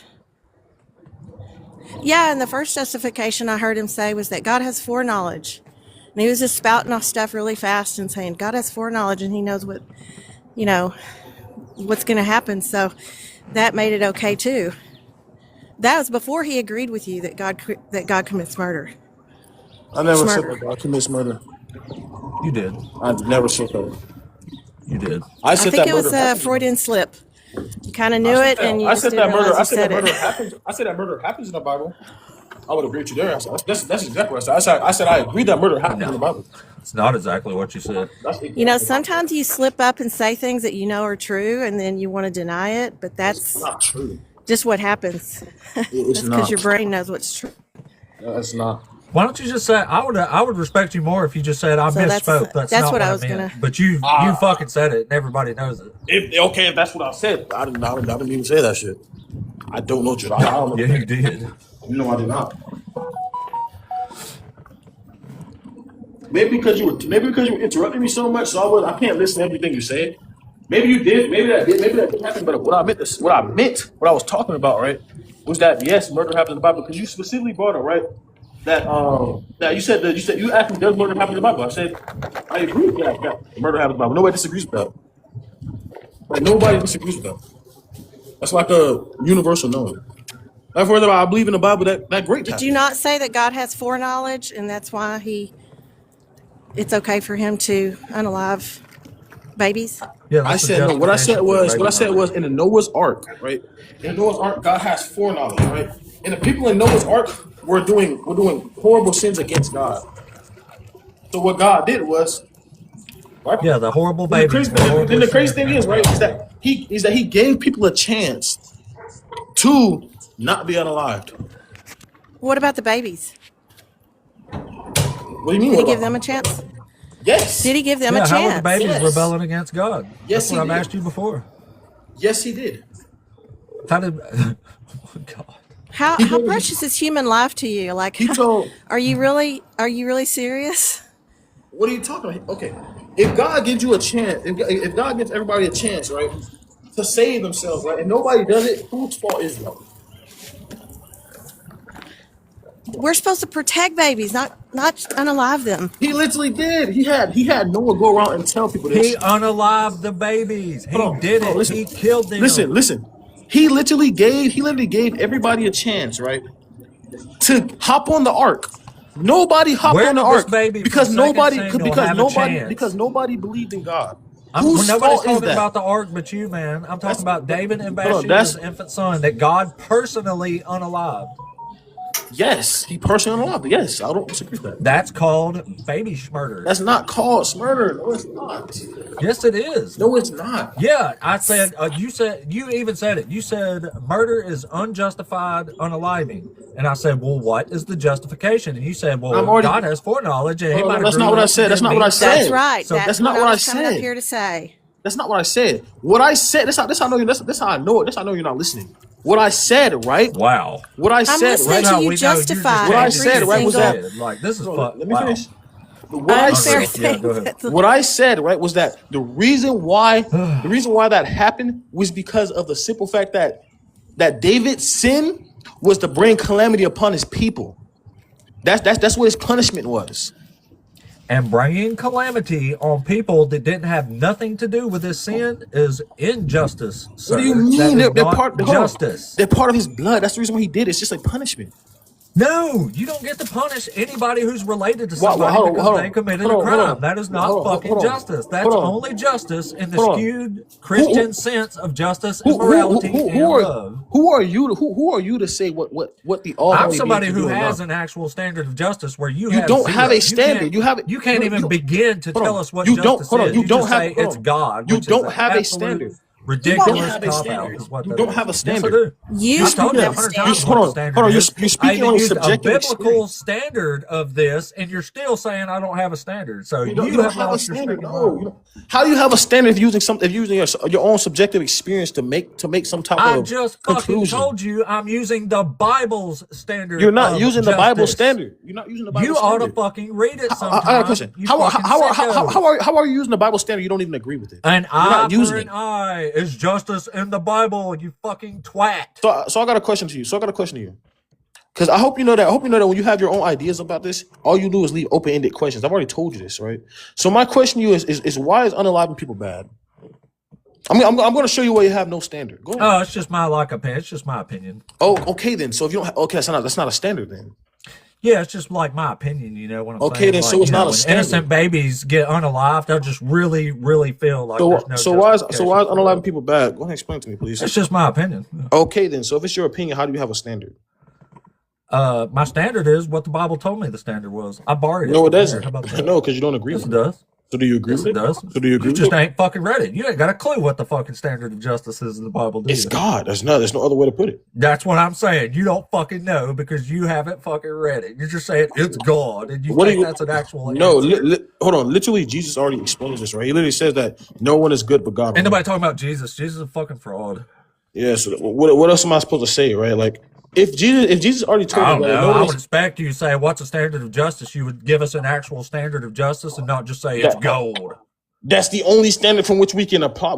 That's not a fucking standard. That It's just literally you the saying standard. a It's- hold on. ridiculous word How is that- in how is place that not a of the standard? standard. How is that not a A standard? standard of justice is actually having a standard that you can apply to people. That's circular. and That's circular. things. How is it not a standard? You That's don't circular. have that. That's circular. No, you're Go ahead and giving explain a it to me. circular argument. You're saying justice is justice because God did it, and that's justice. No, I'm not That saying is because an God actual did it. I'm not circular saying- I'm not argument saying it's and because an God did it. actual fallacy. I'm not saying because so God the did it. hypocrisy and cognitive I'm not. dissonance you're I'm not. displaying Hold on, I'm right not now saying that. I'm not saying is this because- absolutely off the fucking I'm charts. not. I'm not saying. I'm not saying it's because so God crazy. did It's it. ridiculous. I'm not saying it's because What? God did it. I'm not saying it's because God did it. Yes, you are. No, You I'm said not. it's God. The standard of justice is God. That's Yes, what I'm not. you have said Yeah, I'm not. 800 Yeah, fucking times. but I'm not You saying. keep I'm not, slipping up and saying things and then denying it. no, it's because I never said that, right? Yeah, it's fucking So, it's wild as shit. so I'm This gonna is give. the I'm craziest gonna explain to you, conversation I've right? ever So I'm gonna had. explain to you what you did was a straw man, right? The reason why what you did was a straw man is because what I hold You're to, going to right? explain to me what's Yes. a straw man first. Tell us Yeah, what a straw man is basically a misinterpretation of an argument. So I'm gonna tell you a You don't even misinterpretation. know what a fucking straw man is. All right, look up the definition. Oh. Holy shit. Look up the definition. If I look up the definition, is it going to Definition say the word you just said? Mm-hmm. Huh? Yes. Obviously, I didn't give you the entire definition, but that's the main part of Well, what is it? Yeah. So if you want the entire thing, right? The entire thing says intentionally misrepresenting propositions that is set up because it is easier to defeat than an opponent's real argument. All right. So what have I misrepresented? Yeah. So what you misrepresented, right, was that we hold that everything that God does, right, is the sign of justice. No, we don't hold That's to that. what you said. Hold on, that's not. Literally. Hold on, I let me didn't finish. That's hold on. I didn't That's misrepresent you. I asked you the standard, That's a and you said the standard is God. You don't So I listen. did not misrepresent Yes, that's you. a. I just said what Let me you explain. said. That's a misrepresentation. No, it's not. It's what Let me you finish. fucking said. Let me finish. That's a Holy shit. That's a misrepresentation of the argument, right? Is because of the simple fact. The reason why we hold, right, that God is the only thing that is good is because good or morality or justice is within God's nature. It's not that anything. It's So not what's that. It's the not that standard because of justice? I've already told you. It's within God's nature. It's Him. It's God, right? It's literally God. Justice is God. So how is me saying that you saying a standard of God justice is God misrepresenting what you said? Because that's not all Where's you the said. straw man? That's not all you said. What you You're specifically so stated. full of shit. I'm What you kicking you right specifically now. stated. You are so full of shit. It's fucking ridiculous. I can't stomach another fucking second of this motherfucker's bullshit. Wow. Yeah, he kept slipping up. He kept slipping up, Like and then over he and admit over that he again. said it. Hey, don't worry, buddy. You're getting posted, and you can go back and listen to all the mean stuff the atheists lied about and misrepresented and strawmanned you. And I think anybody with a half a twit knows who was actually staying on track there. Yeah, Shit. Wow. I know. I couldn't keep up with him. I don't think his brain could keep up with what he was saying. No, obviously not. The standard of justice is God. I said, you don't even have a standard. You're saying it's God. He says, that's a straw man. Like, what the fuck? Wow. Just when you think you know the level of cognitive dissonance Christians exude, then you talk to somebody like him that shatters your expectations. How wild is that shit? Anyway, got a queue full of folks here. So let's try to bring up the next person here. Perhaps someone can make a better argument than that. Not that that's saying much, but holy crap. Thank you, Godwin. Man, insanity. Yeah, I couldn't stomach another minute of that shit, though. I'm about to listen to that crap again. All right, so who's the... Joseph. Might be an awkward moment of silence here. I have to wait a few moments.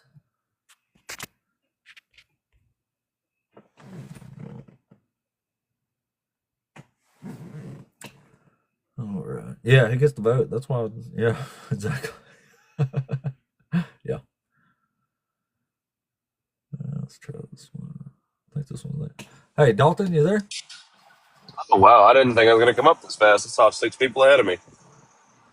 There's a few, but I think some of them was friendlies too, so I didn't. Oh, okay. Anyway, are you over 18? I'm 28, born in '97. Cool. Are you one of the Christians? I am. All right. So, which one of these topics you want to talk with us about today? Um, Do you have somewhere a little quieter you can go? It sounds like you're inside of a cash register. I'm actually inside of a trash truck. A what? I'm at work right now and I'm using my headphones as a hands-free device, so I'm still able to be safe. Oh, I got you. Well, which one of these topics you want to talk about? Well, let me look. Let me get stopped here a second. So let's talk about the first one. How has the Bible been debunked? The main prophecies of the Bible don't happen, so that's pretty debunked.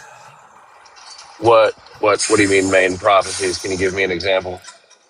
Yeah, like the New Covenant. You ever read the New Covenant in Jeremiah?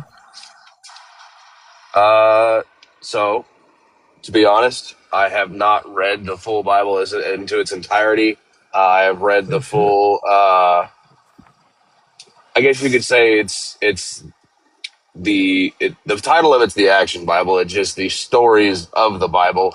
And what really caught my attention was your last argument with Oh, you about cutting David out and some, man. I Bathsheba. couldn't understand you. Let me put the other one in. Hold Wait, on. what now? Yeah, it's saying your signal's kind of poor. How's that?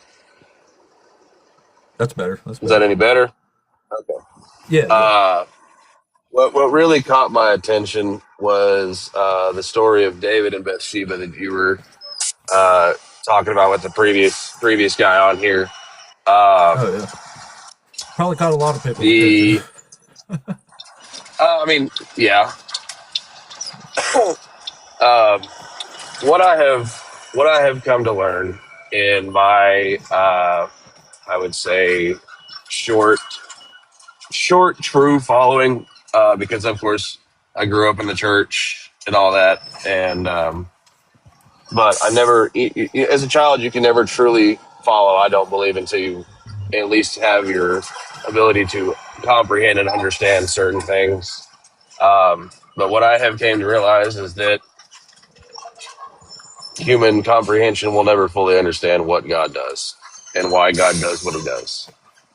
It turns out it's hard to understand things that don't make any sense. I mean, that statement in and of itself is true, but you can't really say much about that because the Bible has Sure been can. proven. The Bible has been proven multiple times Been proven what? that it's a true. What was the statement? That it is Oh, a well, here, I can true prove it's historic. not true. You want me to do that? I mean, it's a true historical document that people were actually there and they actually wrote what they saw. That's fine. You want me to prove it didn't happen? Go ahead. All right. This is fine. All right. Wait a minute. You said you haven't read the New Covenant, right? I've read. I've read John. I've read most of Acts, some of Ezekiel. I've bounced around quite a lot. Okay. Well, when the New Covenant is formed in Jeremiah, when the exiles leave Babylon, it says three things are going to happen in the New Covenant. It says the throne of David will never lack a man to sit on that throne. It says the Levitic priests will make sacrifices for all time. And it says Jerusalem is going to be rebuilt and enlarged, and it will never again be uprooted or overthrown. So, you think all three of those things are still happening? It is my belief that if God said it, it will be done. Oh, okay. It's Well, not up to our standard of time. who's And sitting on the throne of David right now? I don't know. I don't even know Oh, nobody. where. I don't know. I don't know where the throne of David would be. I don't know if it Well, it would would be in be Jerusalem. okay. So what's All right. So, are the Levitic priests making sacrifices in a temple that don't exist right now?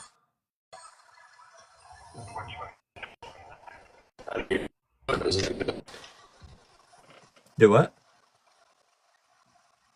how do you know it?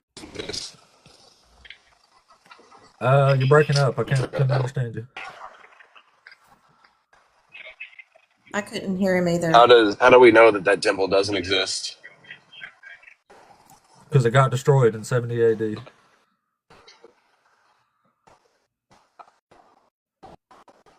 Oh, my Like, signal that's is even in the New great Testament. when I'm watching, but the second I join, it goes to crap. Um, okay, so if it got All destroyed, right. does it state in the Bible Yep. that it's going to be rebuilt?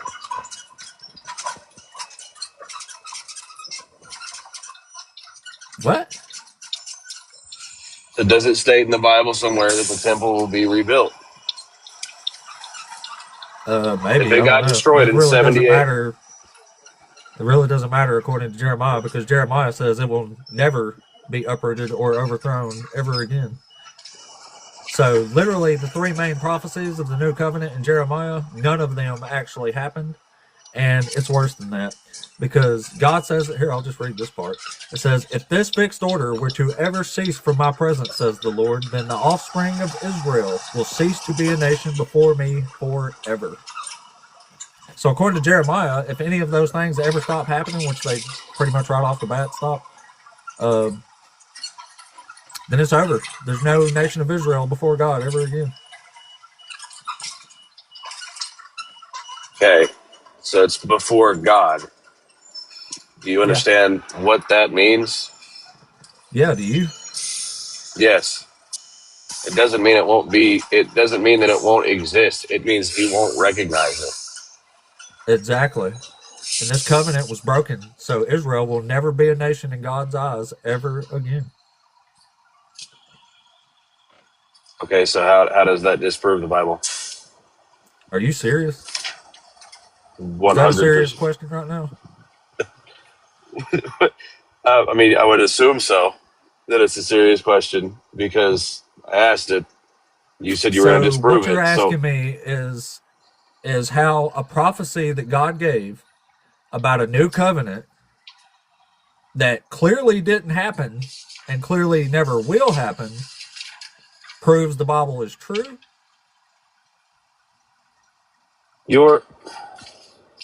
We just stated that what God said. Failed prophecies prove that God did not give accurate prophecy. It proves the Bible is untrue, not that it is true. With what was just stated, Jerusalem or Israel can still be a country in the eyes of man. What do you think all borders are? They're borders created by There's man. a country of Israel right now. It doesn't mean that God is with them or God has not abandoned them, and it certainly doesn't mean that the Bible is true. And is this Jeremiah is in the Old Testament, correct? Yeah. Okay. So it's not with the newest. It's not with the new covenant. The new covenant was with Jesus Christ. I literally just read the new covenant being formed in Jeremiah. The days are surely coming, says the Lord, when I will make a new covenant with the house of Israel and the house of Judah. It will not be like the covenant that I made with their ancestors when I took them by the hand to bring them out of the land of Egypt. So we're definitely talking about the new covenant here. And it's definitely in the Old Testament. You should probably read it sometime. It's pretty interesting. Okay. So if it's still in the Old Testament, that wasn't the covenant made with Jesus Christ. When Jesus Christ died for our sins on the cross and rose 3 days later and defeated death. After this covenant. If this covenant is broken, it's over.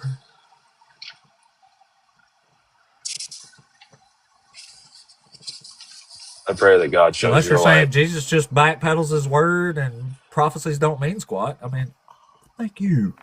Never got that. That was awesome. Thank you. I pray that God shows you the light and gives you whatever you need to see that his word is true.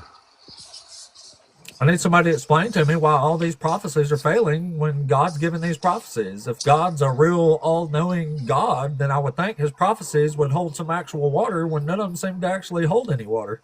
Okay, so are you wanting to seek true information, or are you just on here to rage bait? I saw that. It was awesome. Rage bait? Are you on here to seek actual knowledge, or are you here to rage bait believers? I'm trying to show Christians that their doctrine is not true, and you can liberate yourself from these dangerous doctrines along with the rest of humanity, and we'll be better off for it.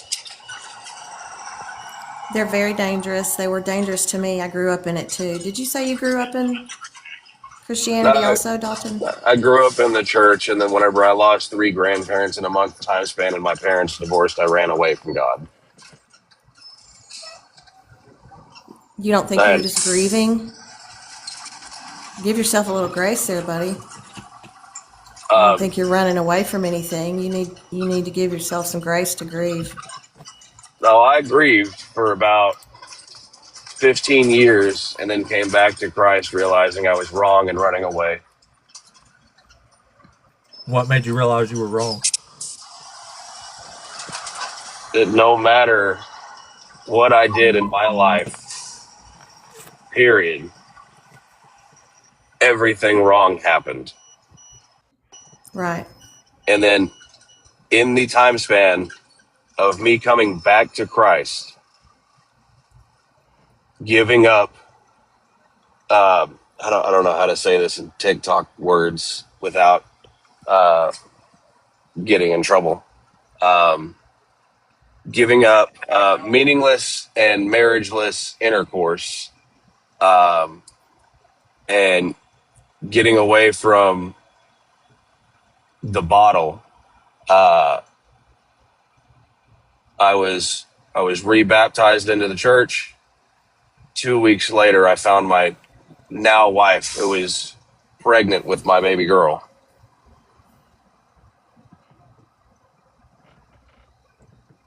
So, did you actually do some research on Christianity and figure something out, or is this like all based, like experience based? No, it's experience based. Oh, well, that doesn't make the Bible true, unfortunately.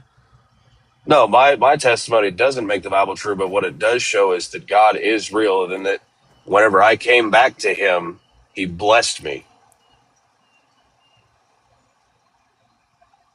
You just went back to church and you met somebody. No, my wife was not in the church. Oh, I thought you said you met her there. No. If it came across that way, I apologize. But no, I went back to church, and then 2 weeks later, I found who is now my wife. But no, I did not find her in the church. I actually brought her to the church. And how do you know that was God doing that? And not not just you. like a coincidence. Well, going through everything that happened in my life and through the women that I was around, it makes sense. I can't really explain it, and it's not. That So you happens. stopped screwing a bunch of women and just got with one woman, and that was because God, and that means Christianity is true.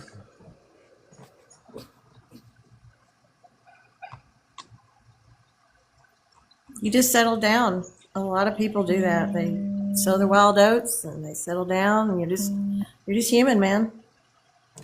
Yeah, it doesn't make these prophecies not false. These prophecies fail, all of them, and they're pretty important ones if you've actually read the Bible.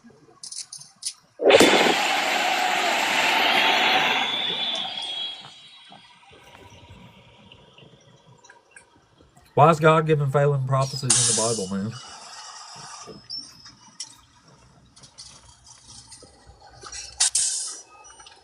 For me Do to they not have bother you? for me to have an actual argument to defend Christianity and to give you the information you're looking for, I would definitely have to study more, and it would probably take, honestly, a couple years, because I don't learn like most people. I'm more You don't bronze really and even have brains. to. All you got to do is read these words real quick, and it's pretty obvious that this stuff wasn't true. I mean, you It doesn't sound take years of research. intelligent to me. You can look at it, think about it, like really think about it without the previous knowledge that you've had, and critically think about it, and decide from there.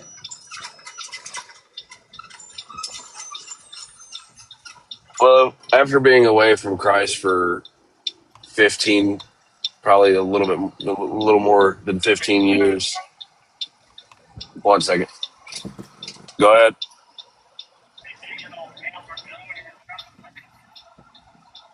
10-4. That's closer to the end of my route. Hey, are you driving? Your blinkers on. Yeah, I can hear him. Yeah, I'm currently at a stop. Yeah, sorry, man. You can't drive and TikTok. We have to drop you.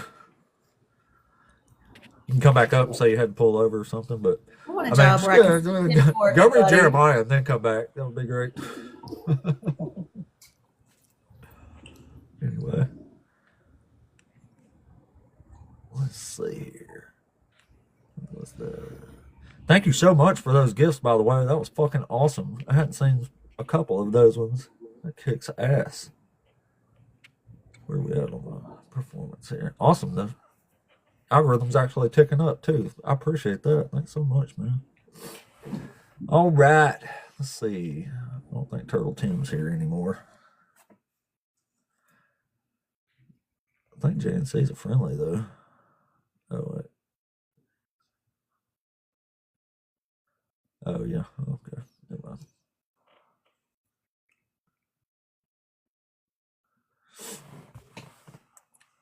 Yeah, I have proven why it's fake. Because the prophecies fail. The prophecies fail. It's fake. Like, what the hell? A prophecy can't be true if it's false. So it's fake. It's fake. It's false. That's just all there is to it. I mean, let's read this one real quick. Let's see here. Well, we'll read two real quick. This is where in Isaiah chapter 45, God sends Cyrus.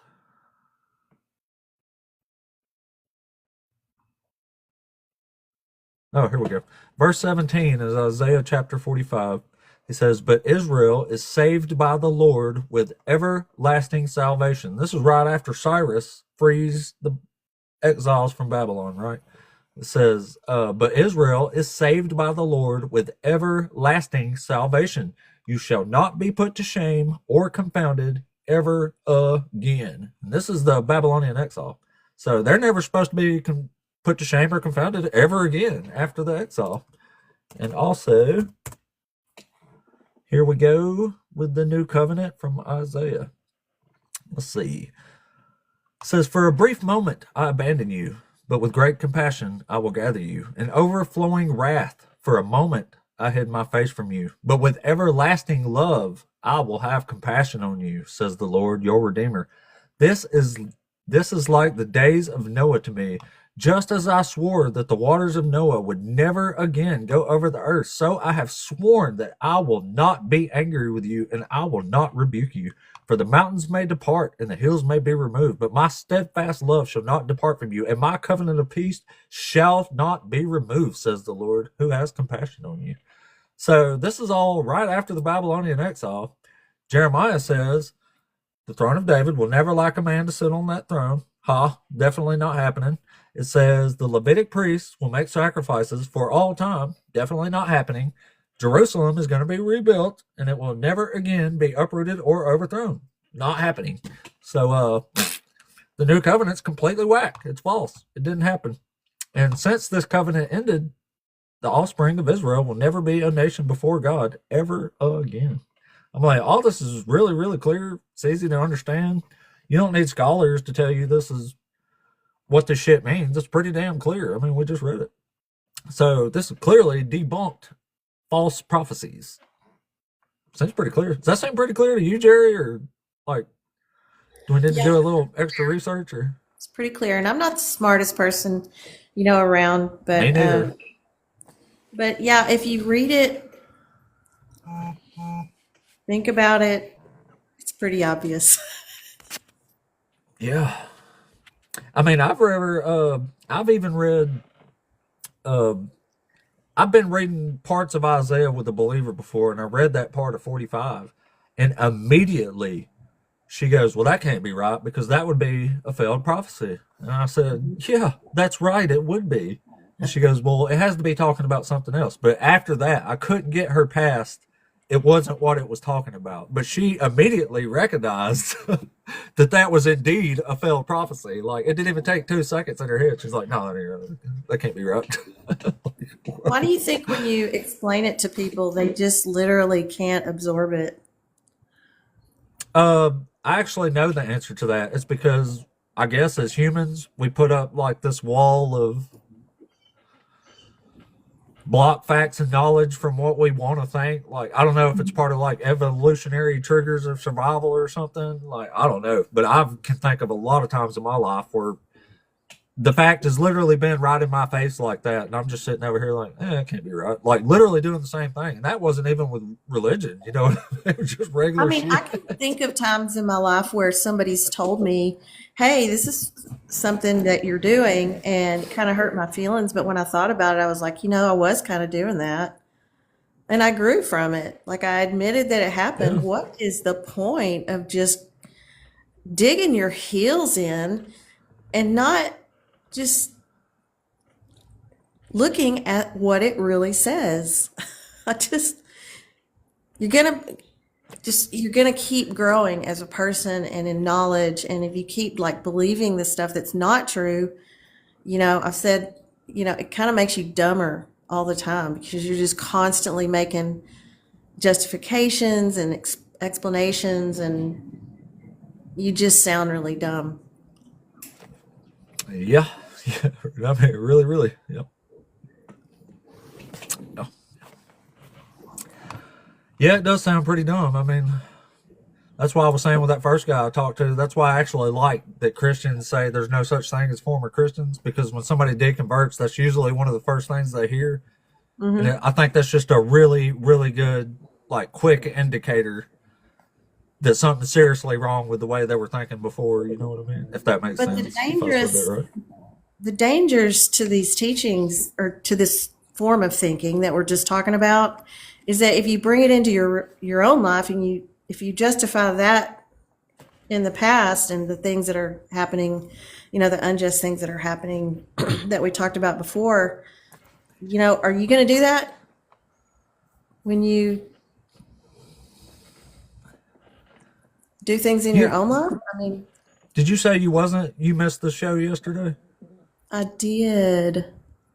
Oh, well, it was a really good one yesterday. We had a really long talk with a guy, and it was a really good one. You ought to check out my YouTube on that one. I will. Because it was that kind of stuff was coming up there.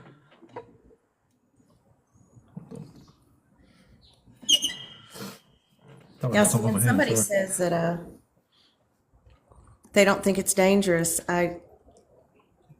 that makes me chime up right away, because I know the dangers it brought in my life. Yeah. And that's what that guy was saying yesterday. He's like, I know a bunch of Christians, they're not dangerous. And I said, I know a bunch of Christians that aren't dangerous too, but I know a bunch right now that are running this fucking country that think it's okay to conquer people again and bring back manifest destiny and shit like that. Like, slavery's next. Like, these biblical doctrines are being brought back with like a vengeance, let me say. And the world should have moved past this 150 years ago, but here we are again. Yeah, it's pretty. Yeah, it's going to take us another 100 years to get right again, if we can.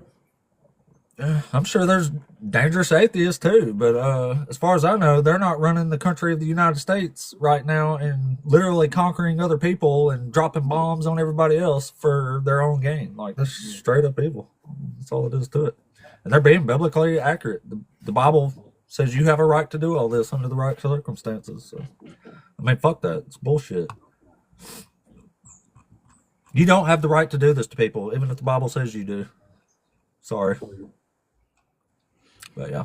We'll move on to Islam when Christianity is dealt with, because Christianity, in my opinion, is just as dangerous as Islam, every bit of it right now. Because I'm watching a bunch of Christians do all this shit I'm talking about, not Islams. Islam countries are doing bad right now, where Christian countries are quite powerful. And Christian countries, this ain't a Christian country, but it's being ran by them, so now might as well call it that right now. And let them wear the vest. Anyway, like, why would I attack Islam when Christians are the one in the limelight of the danger I'm seeing out there? Maybe that's just me. You know? What did that say? Hold on, I saw it anyway. What? Strange. Alright, let's try this one here. I do love me some Dragon Ball Z. King Bardock, you there? Yo, what's up? Hey, what's up, man? Are you over 18? Yes, sir. Yep, 24. Cool. Are you one of the Christians? Yeah. Not as deep all foot wise in it, but I was just a little confused. You were talking about the dangers and how dangerous Christianity is and stuff like that. But you also see like the dangers in the atheists too, though, right? I mean, you see what some of the people within belief have done, like just in this country alone, and the Islams, man. Them guys are like still to this day, like, beheading people and killing children and stuff like that. You know what I'm What are you saying? talking about? The atheists did. What did the atheists do? Well, I mean, you can see where like they, interview these school shooters and these just really sick people, and like a lot of them do it. The first thing they want to admit, they're interviewing school shooters. Well, I mean, after the fact, you know what I'm saying? They find out their religious beliefs and stuff like that.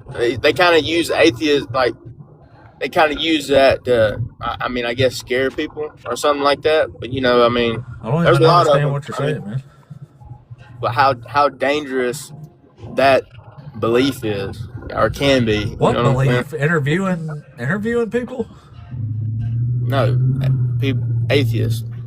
That I know, belief. but you said they're interviewing people. Like, what does that even mean? Like, what do you mean the atheists are interviewing people?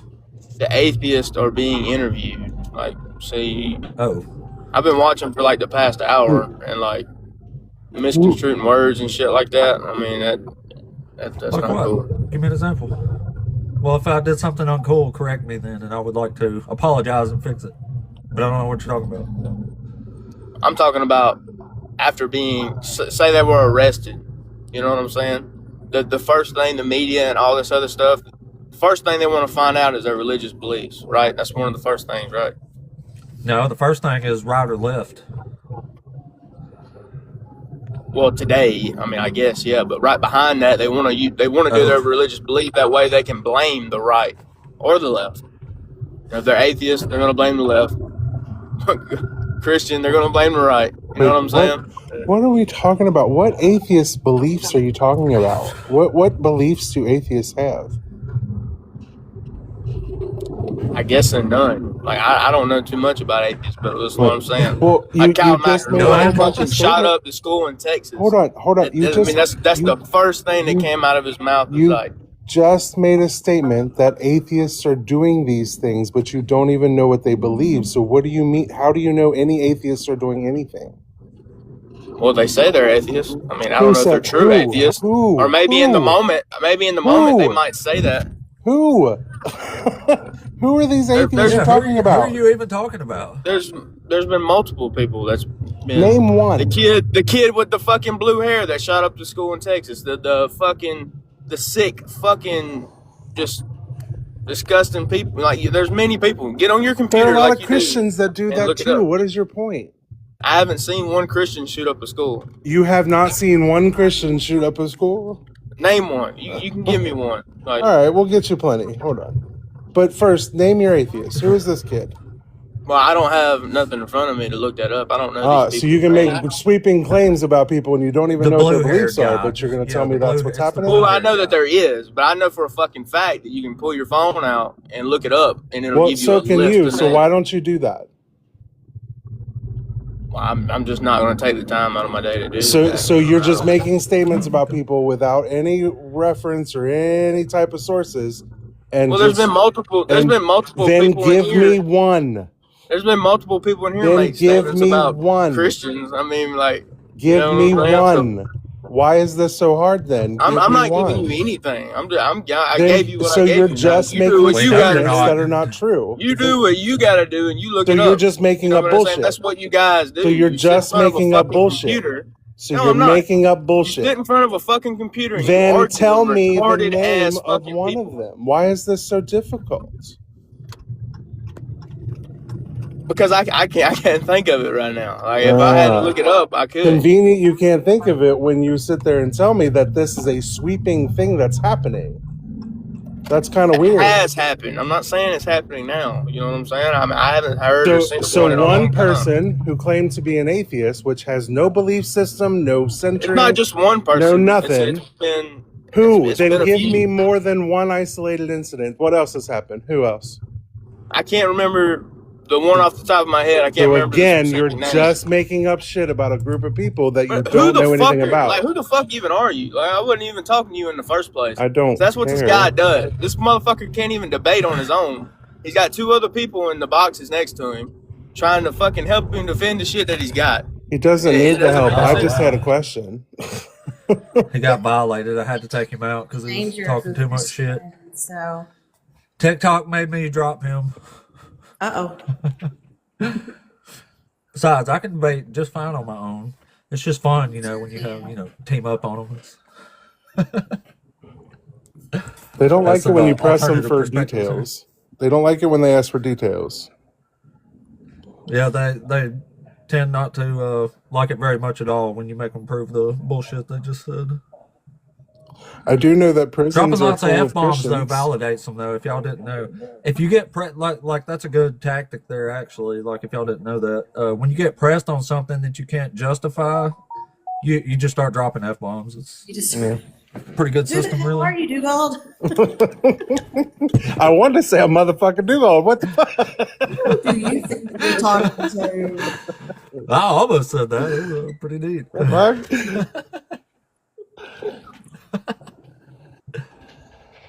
Oh, shit. Just say sorry. We ain't got. Oh, never mind. There's not anybody in the queue here. I thought there was a. The one guy who was talking shit requested up, but as soon as I loaded him in, he dropped out. So I guess he didn't actually want to say anything there. Yeah, it's hard to. All Anyway, I know, I've never heard of anybody unaliving other people in the name of nothing. In the Exactly. name of no beliefs. I think it's a little bit healthier to not think that Yeah. invisible beings in the universe are entering your brain with thoughts and telling you how to live your life. I mean, that is a little bit dangerous. Oh, yeah. Well, we learned today that the most dangerous beliefs are beliefs in nothing.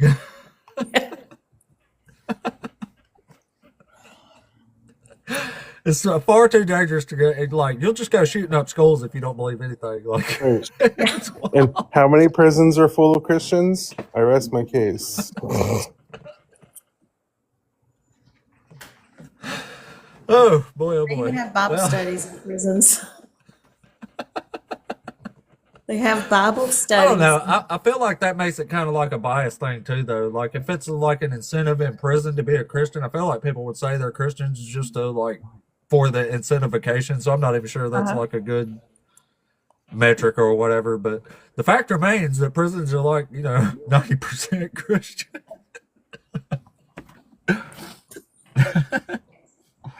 Don't steal and we got a racist stuff. in the chat. Oh boy.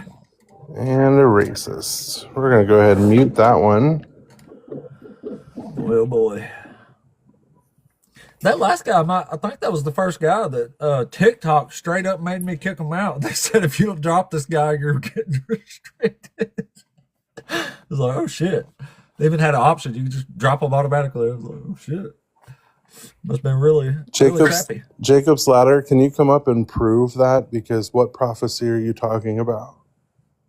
Jacob's ladder. Ain't that a dick piercing? It is.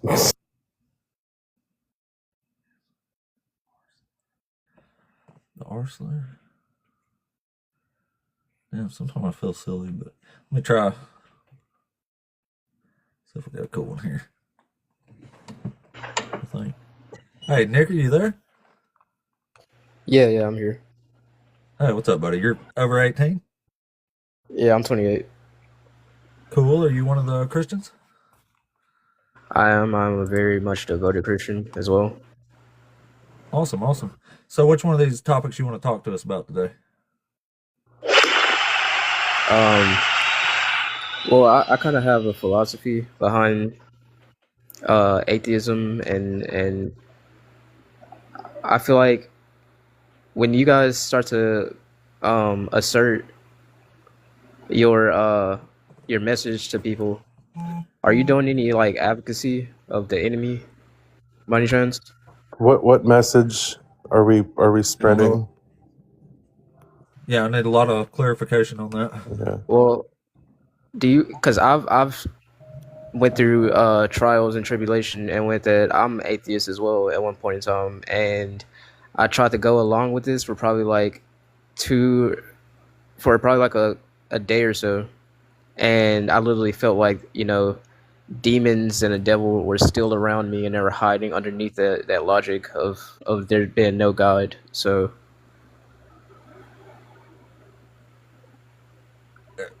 what was the atheist message again? are you guys like essentially afraid of the return of Christ? No, why would I be afraid of a thing that's not happening? No, we don't believe it's going to happen. Yeah, exactly. Don't you see how his world is depicting based off of the script of like the last days? No, because everything that's happened in your supposed prophecies of this book has already happened before or happens all the time in human history. There's literally nothing in there groundbreaking or that's unique to what's happening today. Not to mention the main prophecies just fell anyway. So okay, so this we're is something. all former Christians. Like, we know the doctrines, we know the book, like we know what it says. That's how we're aware of these things. So are you atheist or agnostic? I'm an atheist. Atheist. So all atheists. This is something God he forgives all sins and the things that aren't really too bad. He doesn't forgive blasphemy of the Holy Spirit or people who fall away.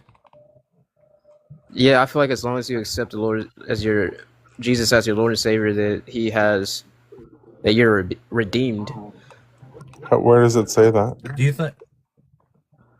I mean, that's just his logic. You can't really go to anyone today that's a Christian in these last days except God, because the fire of the Satan's rebellion. Everything Jesus says is true?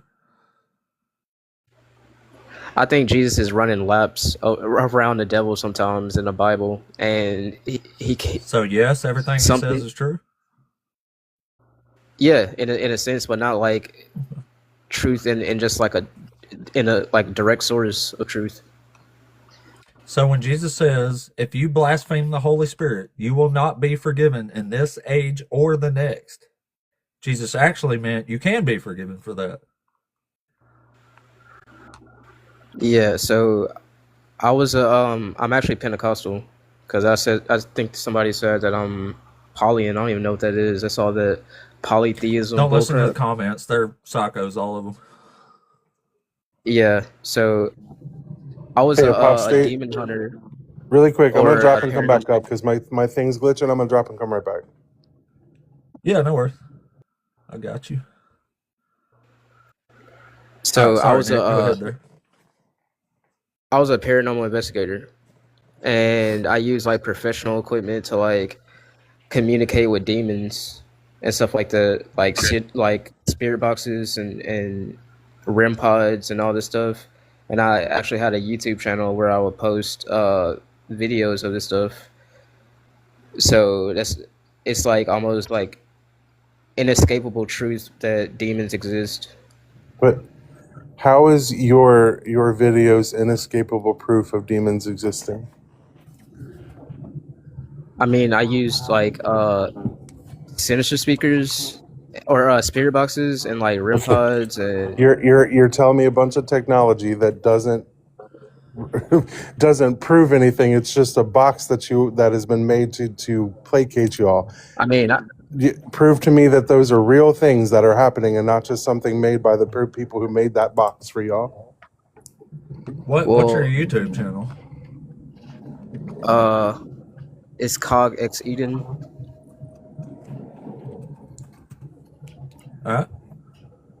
EOGX Eden. EOGX Eden. Yeah.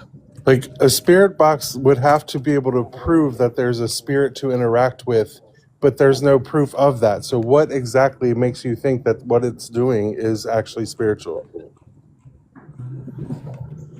Well, there's a short on the YouTube channel that you can watch, and I think that kind of speaks for No, itself. I don't get my information from YouTube. I need you to tell me how it's verified, what it is, and how it works.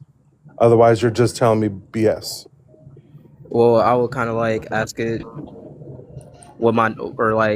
ask it questions, and it'll kind of like say my name. It'll say my name, which is Nicholas, right after. So, Nicholas. All right. So a computer chip device that potentially has memory attached to it is repeating something back to you, and you're saying that that's a spiritual thing? I mean, I think it proves like demons exist.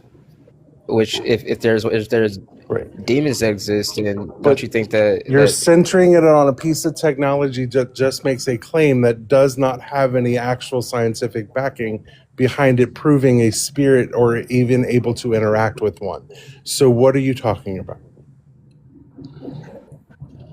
can I explain to you what the technology? Yeah, that you is need put to be into able to this tell stuff? me how technology that exists in reality somehow is interacting with a spiritual world that has never been proven nor seen nor observed. So how do you Well, I know that's what it's doing? know that there's one piece of equipment that's called an EMF, and it has electromagnetic. It picks up on electromagnetic What does that frequencies. mean? What does that mean? I mean, it means. I mean, are you kind of getting like tested because are you feeling like the spiritual pressure right now? Because that's No, kind of it's what I'm not about feeling being a little tested. bit. I'm trying to test you. I'm not the one being tested I'm here. feeling the spiritual Right. pressure. That's me. I can feel it around me. So we need some answers. I'm the one literally asking you the questions, not the other way around. So no.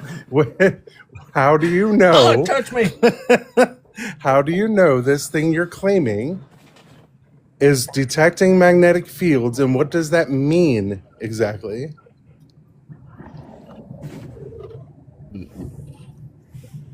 You ask the universe or something, dude, because you atheist, you need to seriously like wake up a little bit because No, I think you need to be able to explain what you claim and not go back to ad homs or anything else that you're trying to do now and Yeah, deflect we're it. asking you about something you said, and you're just saying, you atheists, this is what y'all do. Y'all ask people to prove things they just said. Like, but like I feel like when what you exactly when are you saying here? I'm not trying to generalize you atheist, but But I you think are. every time you I'm not well if I am, I generalizing you apologize. people. But I feel like when you atheists I feel speak, like you're deflecting from my question. What are electromagnetic fields, and how are they being detected by this machine? You atheists. well, Yeah, how do you Christians do that? an EMF, it picks up on like if you put it close to a generator, it spikes to the highest number, which Okay. is red. I no Okay. longer do this because it's actually And detestable what by makes God. you think that it detecting random magnetic fields in the air somehow is a spirit? It speaks for itself, man. It really doesn't. You're It's just telling me a bunch of words that don't have any scientific backing. I want you to explain it. If you can't do well, that, then you're again just making claims that are nonsense. well. I think you And then should. trying to make it our fault that you can't explain it. Right. I really think you should get some info based I off of think like you should get what some you're info trying and to learn say. how the stuff that you're using works so that you can actually explain it to people and not sound silly. It's not silly. It's far from It's it. very silly when I ask No, you you how does it Christians work sound and you really can't silly, answer it. Yeah. It might be silly, but You when Christians these are really silly right now. when these demonic forces are I literally don't orchestrating understand how you for Christians do this and explain and try to tell us something happens but then can't explain it. You Christians are crazy with that. So have you ever dealt with rejection, man? Have you ever dealt with feeling like that you're Yeah. alone? Wait a minute, feeling like I'm alone? Well, Yeah. yeah, because I've been alone. What? Of course. What? Well, I know. This is all I'm gonna say, and you can ask somebody else, but I know how it feels to be alone. I know how it feels to suffer, And We I all was do. That's claiming that I called was being atheist as human. well. That's called being human. That has nothing to do with the spirit. What are you talking about? Well, Everybody who's suffers. also Everybody has alone time. What are you talking about? who also suffered was Jesus Christ, and he literally died on the Jesus Christ cross. wasn't real. How did he suffer? He did, man. He was And also like I God. How said, does a God suffer? I'm gonna be praying for you, man. I And don't need your prayers. I'm I gonna ask. reject them outright, so I don't really care about that. Well, I think God is gonna I think you truly should just answer the prove to you questions that when He people exists. answer them. So instead of deflecting like you keep doing, I asked you how a machine works. You can't explain it to me, and then you got mad that you can't explain it. Well, I asked God that Yeah, gives you maybe some ask him info, how the machine works, and and then you can explain it to us. Ask God how your machine supposedly detects stuff, and then explain it to us based on what God tells you. Go ahead, try it right now. can't really do that because I really don't know like So it's real the convenient. God technical. is never around to answer y'all's questions when provoked or prompted, but yet he always seems to be around when nobody else is. That's kind of convenient and weird, huh? You know, you can test God, right, Nick? It's kind of a Well, I no requirement. longer don't even do this anymore What? because it was deemed as detestable by God in the book of Deuteronomy, because it's What is? essentially communicating with familiar spirits. So that's when I Uh, stopped doing it and just let go and let God. But this is a way that God given me gifts so I can spread His awareness towards Him being real, which is a rule of Judgment Day, of being accepted of Judgment Day in these last days. And the last thing I'm gonna say, man, is that Jesus is returning soon, and Yeah, it's a I just ask that you 2,000-year-old repent. empty threat at this point. We don't really care. He's not that into y'all. He's not All coming. Christians have been saying that, Nick. you Christians. Yeah, you Christians been saying that for 2,000 years. It's an empty threat now. He's just not that into you. He's not going to show up. What do you think's going to happen in 1,000 years when people are still saying, he's coming back, it's the end times? Right? They've been saying it's the end time since the year after he died. It's upon us. Right? It's not God bless, fucking guys. coming. God See what bless. I mean? Okay. Have a good Nick. Have a good one, Nick. You were a nice guy, man, but you got to work on the actual debate information. That was bad. Damn. Instead What of is wrong God with you, awareness, atheists, how by the about way? self-awareness? Goodness gracious.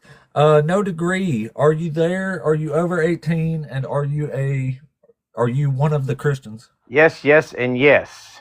Definitely one of the Awesome. Christians. Cool. So which one of these topics you want to talk to us about? Is this Well, your the first one- no degree, apostate? Is this your first time with no degree? Actually, I don't think so. Oh, okay. Just making sure.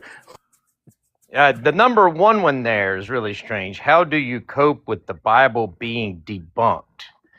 I don't think the Bible has been debunked, so there would be no. Oh, so you cope with it by saying it's not. Okay. That's Yeah, I'm saying that okay. you can't say science debunks because science isn't in the business of Well, debunking. I say it's debunked because the prophecies obviously fail, is what I say. Well, I'd say Isaiah 53 surely didn't fail. You wouldn't say that, would you? Isaiah 54 fails. I actually just read it earlier. You want me to read it again?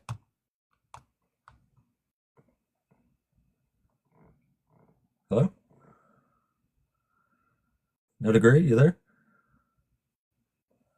He knows how the app works, so I know he's on mute on purpose for some reason. It's not showing him muted though. Oh, he's showing muted on my side.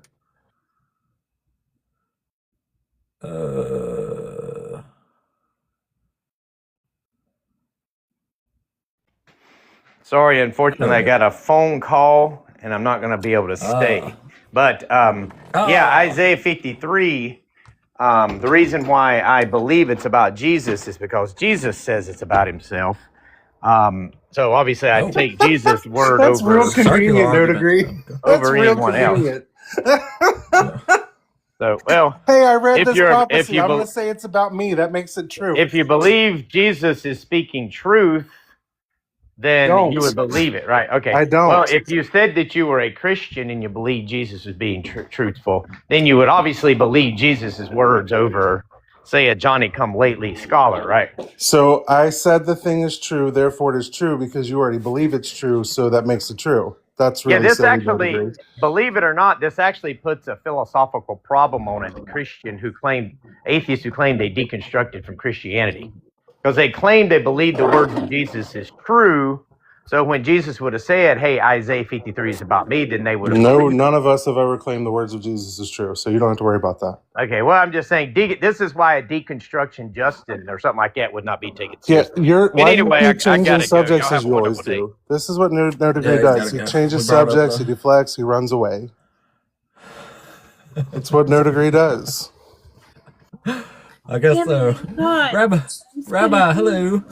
I was gonna tell him. I think Santara's Black Magic Woman is written about me, so it must be. That was my whole point, Rabbi. Like, if we could just say stuff, well, then Santara was talking about me, even though it was written before I was born. He was definitely preconceiving my birth and my existence. That's the first apologetic where I've heard Jesus said it's true, so that makes it true. It's like, what? Hey, the Bible that was written 2,000 years ago, it's about me. Isn't that so cool? That chapter written 500 years earlier was me. It was me. I did it. Sorry, the way you say me is cracking me up. It is me It's too. me. It was me. It's about me. I did that. Oh, these have been some below average debaters. Can you mute when you laugh? It's not cute. You could scroll the fuck on, Leslie. Yeah, Leslie, nobody Come asked on for your now. opinion about somebody's laugh, you weirdo. Yeah. I already know my being laugh's here is annoying, and I not still don't mandatory. mute. I'm vindictive like that. That's what I tell people when they say crap to me in my comment section when I'm live. I'm like, this is not mandatory. Ain't nobody making you stay here. You Right. can scroll on and watch some other dumb shit. Because Leslie, guess what's going to happen? We're going to laugh some more. No and I one am cares if you're talking about purposefully. the host or not. Yeah. It doesn't Yeah, matter if you whether don't want me you're to not talking laugh, about quit the telling host. me silly Christian doctrines that are hilarious. Doesn't Is matter who you're Rabbi talking about. friendly? Yeah, change your laugh, dude. Change it. Needs to be cuter. No, Leslie said she was talking about, she wasn't talking about one of the hosts, so she must be talking about one of us. Oh, One yeah. of our laughs upset Leslie. Well, I hope Leslie, it was me. I hope it was me, and I hope you just sit in there and like soak in it until you get all pruny. Like that is what I'm hoping. I hope it was me. If it's me, I might laugh directly into my speaker next time. I try to laugh really quiet because I don't want to be, really loud. But when I'm around other people and somebody says something funny, I'll just burst out laughing like I don't care what people think. Yeah, I don't care. I don't laugh as a laugh. I don't care what it sounds like. And if it's a funny sounding one, I'm going to laugh even harder and we're all going to enjoy each other. It's fine. Brings joy. Laughing is good for you. How do y'all think God laughs?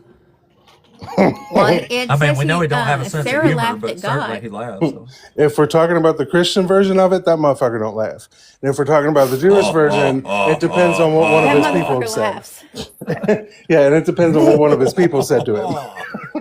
Like, oh wait, what? Oh, you were serious. Hell, he gets laughed at. Sarah laughs at him. Sarah is like, you think that old man with those old balls is going to be able to get me pregnant? You are hilarious. It's hilarious, God. LDS, you there? Yeah, I'm here. How's it going, guys and gals? Going good. Yeah, what's up? Are you over 18? Yes. Awesome. Are you a Christian? I'd say so. Christians would say no. I don't know what that means, but yeah, I'll which tell one you. of these I'll tell you. topics you want to talk to us about? Yeah, I go to the Church of Jesus Christ of Latter-day Saints, all AKA Mormons. So most Christians would put me in the same camp as you guys. Yeah. Well, no, I'm coincidentally, atheist. that I'm a doesn't Jew. mean much because every Christian no, I meant for the thinks atheists on they're the count. real ones and all the other ones aren't. So I mean, that's I'm sorry, pretty much a Christian thing, I think. I'm sorry, I didn't hear that because I was talking to her. What did you say? Oh, I was just saying every Christian sect thinks they're the real Christians and all the other ones are fake. So I mean, it's pretty much just a Christian thing anyway. Right. Yeah, there's a lot of exclusion. I get that. You guys are hilarious, by the way. Thank you. Like, you have a really genuine, good sense of humor, man. Thank you. I get it from Alabama. So. Mississippi. I'm in Mississippi. Oh, that state's just gross. Just fucking weird. Yeah, I know. You're good, man. But hey, yeah, so you got one of the these topics you want to bring up or something to talk about? yeah, so the part how do you cope with the Bible being debunked? Can I ask first, like, in what sense do you mean it's debunked? Because I might agree with you. Well, it's debunked in the sense that the main prophecies don't even come true. There's major contradictions. Jesus isn't a Messiah. He doesn't fulfill any of the prophecies. Like, to me, it's just a big book of falsehoods. Okay, I got you. Okay, yeah, I actually agree that the biblical text definitely has contradictions, which is, I guess, I don't understand how. I actually don't understand how people would say that it doesn't have contradictions when it clearly does. For a Latter-day, yeah, because for a Latter-day Saint, we don't see the text as univocal because it's obviously an anthology written by a bunch of different authors at different times to different people. A lot of times we don't even know who the author is. I mean, this is just common biblical scholarship that I'm not sure why some fundamentalist Christians would disagree with that. So Latter-day Saints would say that it's inspired, but but inspired does not mean infallible.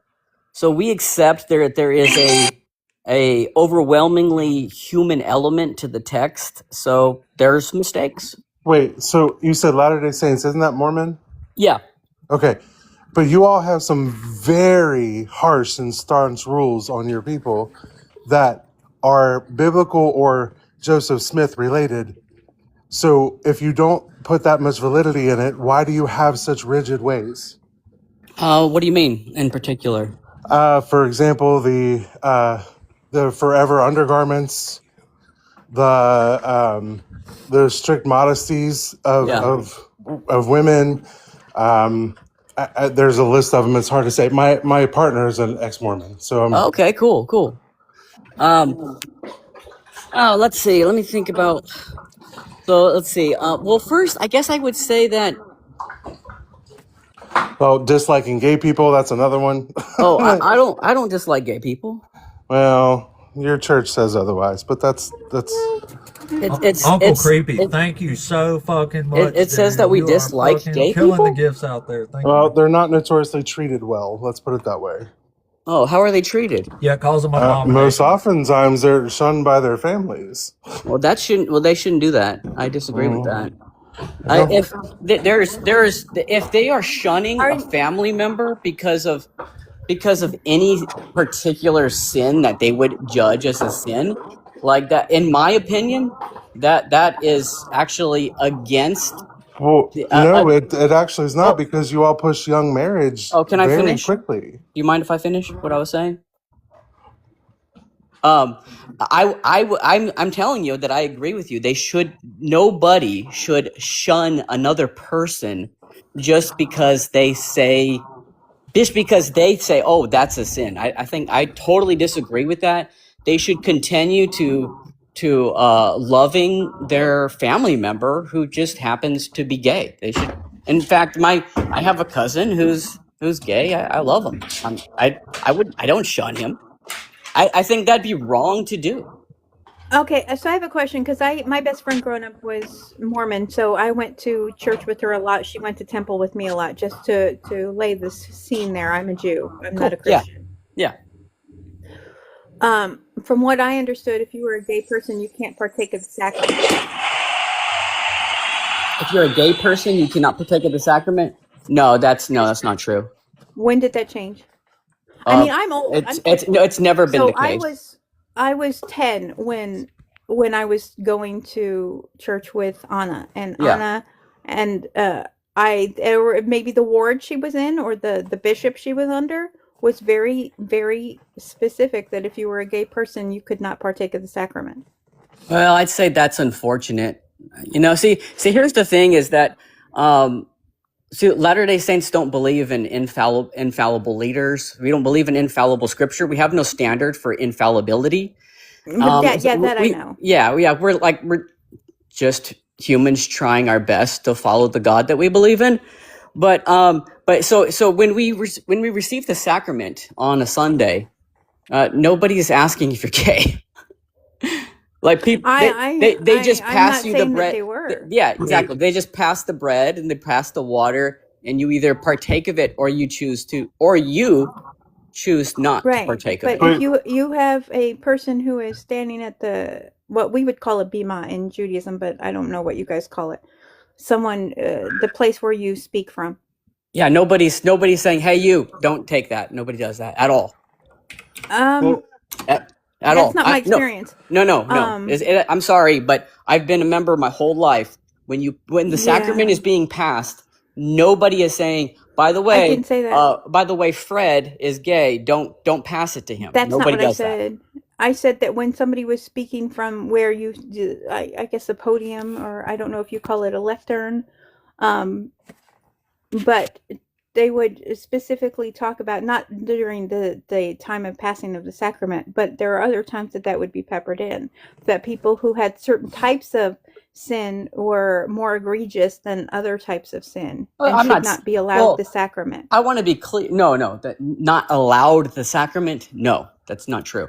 That's not true. Now, we do teach the members of our congregation that they should partake of the sacrament worthily, but that just means that now, if everybody in the congregation didn't partake of the sacrament because of a sin that they have, nobody would partake of the I agree sacrament. with You you. know what I No, mean? I absolutely So agree with you. yeah. So But I'm thinking the that I don't know. idea the idea when we partake of the sacrament is to take it with a humble and repentant heart, and that just means Well, that then, you're honestly, that just means you're trying. So then the only thing I can say to you is that either that's changed, or I lived in a space or a town where the ward leaders were very staunch anti-gay human beings. I don't know what to tell you. yeah, But look, like I I said, I'm understand. also Hey, 50. you have an anecdotal experience, and I understand that. Right, and that's I'm what only I'm. explaining the policy. Hold on a second. Right, and that's what I'm trying to explain as well, is that I understand that things may have changed. I'm 50.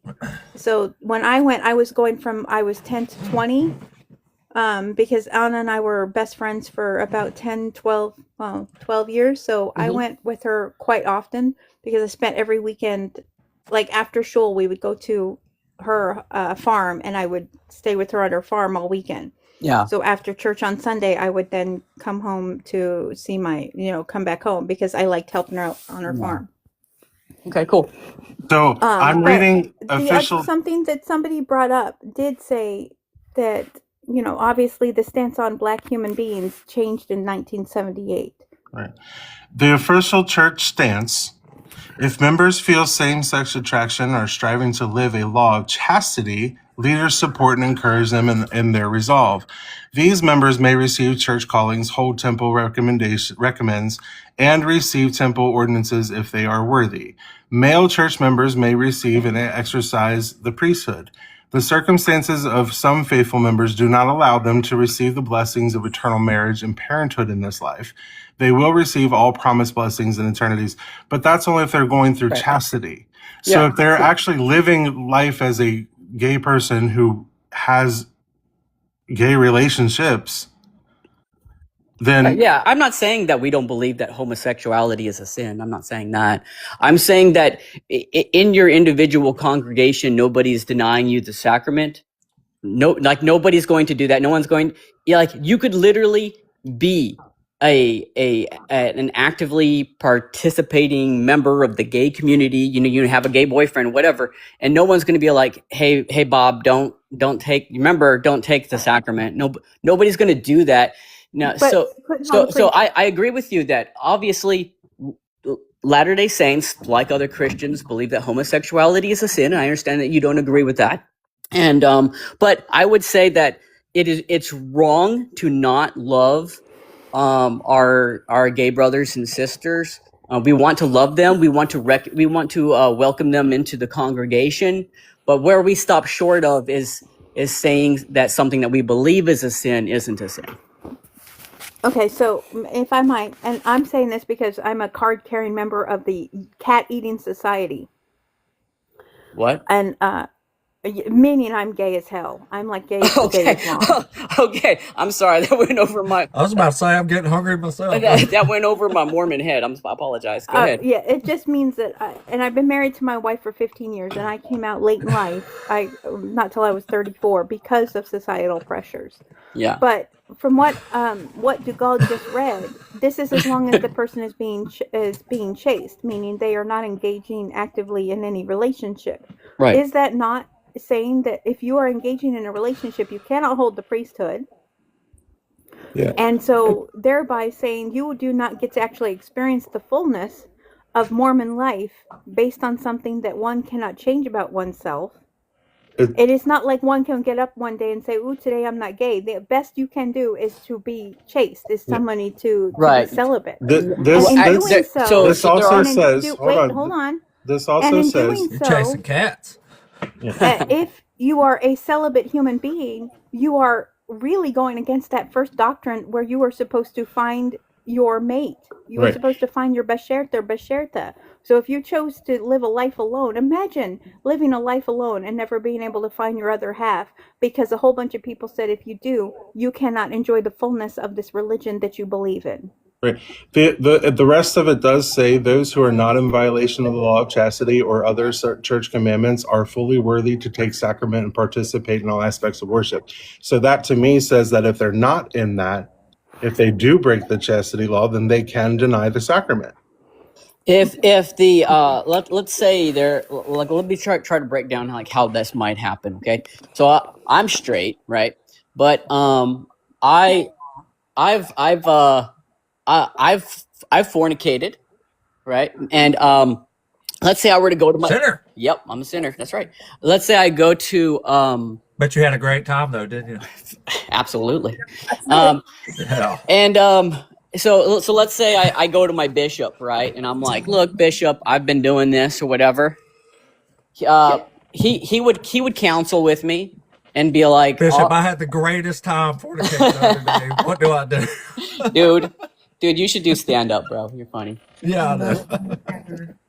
But yeah, he would counsel with me, and just like he would tell the gay person, he would say, okay, well, look, this is something that we believe is a sin. This is, can you stop doing it? Are you willing to repent? No. And part of the repentance process would be me foregoing the sin, confessing to God personally, Right. in prayer. We know that. Hold on. and then partaking of the sacrament. No, here's the problem though. You are describing the act of fornication with with a woman whom you are attracted to, right? Right. Okay. And you're comparing that to being gay. Here's the difference though. One just means you try to wait until you get married to the right woman. Gay people can't get married in your church. So therefore they're going to have to always repent, therefore always be chaste. That is not right, fair, nor is that a correct thing when it's literally a biological part of your body that you cannot change. Well, it's a biological part of my One's body. denying someone's life is one just denying an act for a short amount of time. I'm sorry, I didn't mean to interrupt you. Let me. Are you done? Yeah. Okay, I didn't want to interrupt. I agree. It's different. Absolutely. I'm not saying that it's the exact same as being homosexual, obviously. But I do have biological desires, and I use discipline to not act on biological desires, which is why I don't, like for instance, I don't cheat on my wife, right? And obviously that's not the same because you're saying, well, if I'm homosexual, I can't ever get married. Like that's rough. Like I totally understand that. I feel for that. All I can say is, oh, may I finish? I'm so sorry. I'm sorry. Yes, I apologize. It's okay. No, you're fine. All I could do is offer the hand of fellowship to the brother or the sister, and say that we love you, we do want you in the congregation, and we understand that you have that everybody, just like everyone else in the congregation, they're fighting desires that could lead to sin. But Okay, you're just not good enough for all of us. But you can come in. No. let's I would never say that. See, that kind of attitude there, I would Saying actually. it and implying it are two exactly different what things. Just because No, you no, don't say no. it, don't mean you don't imply it by No, the actions of the church. What I'm are you actually not getting saying here? I'm actually saying that I don't feel it. It doesn't I don't matter. feel Your that church towards. still does bet I it. that don't sin feel that felt towards. great. No, they It don't doesn't though. Oh no, it matter. felt good. I It felt The wonderful. actions and the It was intent are great. what matters. I don't Yeah. care what you So do and do not yeah, say. I get it. I get it. So you're upset that we believe that homosexuality is a sin. Like there, no. I Yes, that you I believe. I can't. don't. I Let me don't be make clear. any apologies that we believe that homosexuality is a sin. I believe that is the case. But Let me be clear to I you. do No, you want said a all couple. people to come into the congregation and Why would anybody do that? why would anyone do that? That's it. That's a Why would really anyone good who's question. gay do that? Why Right. would Let hold on a Why does second. sin Before feel you keep talking, so before you good? keep talking, let me just explain a couple things. You said two Yeah, go ahead, things sister. that I just literally am like, you have no idea. You said, I understand how awful that can be. Let me be very clear, and I pardon my Hebrew. No, the fuck you do not. You have no idea how awful that can be to be told your entire life that there's something wrong with you for inherently being who you are. No, I'm saying we That all you have to have. forego I'm sin. not. I'm not done. Remember how know. you didn't want to be interrupted? Please don't do that to me. You're right. You're right. Go ahead. You have no idea what it's like to be told your whole entire life there's something inherently wrong with you simply for existing and who you are. You have no idea what it's like to be told by your religious group or your religious people or people who you've come to trust with the safety of your soul, that to get married you can't do. In the eyes of the church, Right. if you were to get married, you cannot do that. So your best bet is to stay single and alone for the rest of your life if you want to stay inside church doctrine. No, you don't know what the hell that feels like. So when you say, I know what that feels like, you're coming from a straight man who I'm presuming is married, because you said you don't Correct, cheat yeah. on your wife. Bully for you. And so you don't have to go through what it feels like every night of your life to pray to God that you wake up and you're not fucking gay, because you just need people to accept you and you want to feel like everybody else and you want to not deal with the social diaspora that tells you there's something magnanimously wrong with you every day of your life. I do. I'm 50 years old. I didn't come out till I was 34. Can you imagine, just for a second, the actual horror of my life before I came out? I was a person who was drinking all of the time because that's the only thing I could do to keep myself from going insane. I had multiple stays in hospitals for multiple attempts to take my own life because I was like, I can't keep doing this. I cannot be somebody that I'm not.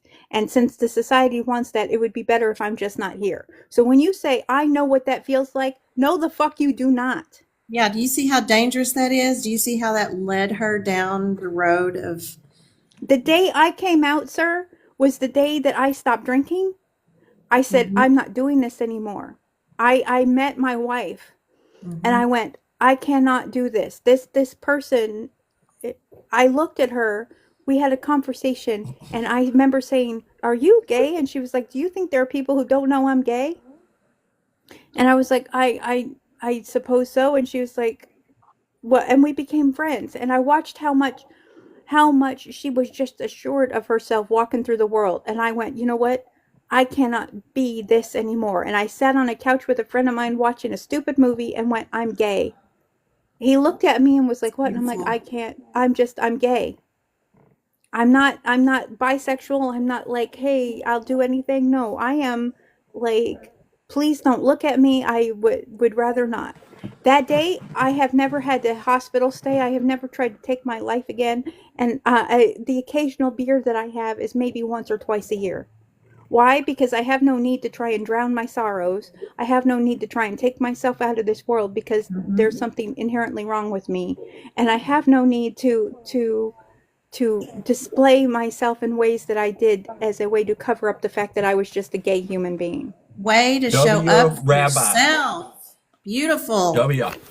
I'm so glad you're still here. I'm so glad. I'm so glad that you Hey. did I am harm too, yourself. and because if I wasn't, I wouldn't be a rabbi. Yeah, My absolutely. wife is the reason I'm a rabbi. My That's wife is the fantastic. reason why I pushed myself, and she said people are going to need rabbis like you. That's why I show up. So when somebody says we accept that you're gay as long as you're not actively being a gay person, you have no idea the toll that takes on another human being's soul.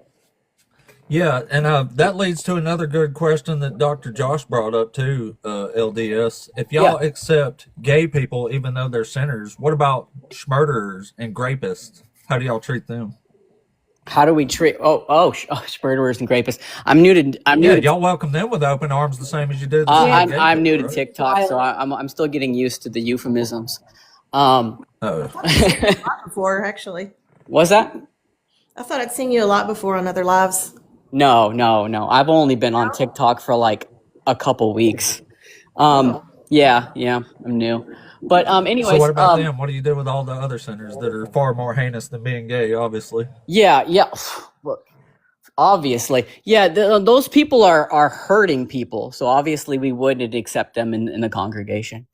I don't believe a homosexual person is hurting anybody. Oh. They're not hurting anybody. As long as they're not actively being gay. No. They're literally not hurting anybody. Like that story that she just told. Then why are you all considering it a sin? Well, that story that she just told. I mean, she didn't hurt anybody making that choice. Right. So why do you all consider it a sin then? It hurts God though. I wouldn't compare them to a what'd you say, murderer or a rapist. I would obviously not compare them to that. That's horrible. By the way, Uncle Creepy, thank you, man. Thank you. She's a daughter of God. She has divine worth, and I'm glad that she is in a better place now. She sounds like an amazing person. I'm not that, but you do. You sound like an amazing person. You need to write that story down because you made the term made a choice. What choice are you specifically talking about? I'm sorry? You use the term choice. What choice did she make? Are you referring to? When she came out? Okay, the choice to come out. I gotcha. Yeah. Okay. Yeah, I don't think he meant the choice to be gay. I think he meant Just making sure. I'm not somebody who pretends to understand the origins of sexual desire. I mean, I don't go around telling people, "Oh, you made a choice." No, I don't do that. I'm telling you, if you condemn I try to be as homosexuality based on the text, what do you do with stuff like slavery where it's permitted? Okay, like so you're okay with that if the Bible permits it, right? So this is where like it's arguing with a Latter-day Saints would be very different than arguing with most people in mainstream Christianity, because we do accept the human element of the text. We would just look at that and be like, yeah, they were wrong. That's the whole point of our entire conversation. Just say that about being gay then? Yeah. What was that? Well, because here, let me be more specific. So you condemn slavery as sin because of the Bible, but when it says you can do something that you consider sin, you say that's wrong. I'm sorry. Wait, can you rephrase that? I don't understand what you mean. Yeah, sorry. So I'm saying you're condemning homosexuality as a sin based on the text, but the text say you can have slaves, but you're saying that's wrong. So no, not based on the text. You're accepting something that's sin, but discarding something that is right. Not based on the text, actually. So Latter-day Saints believe in continuing revelation. So we do believe that there are apostles today that would receive revelation, which is why you could be like, well, look, this. We would look at the biblical text and we recognize that they're ancient people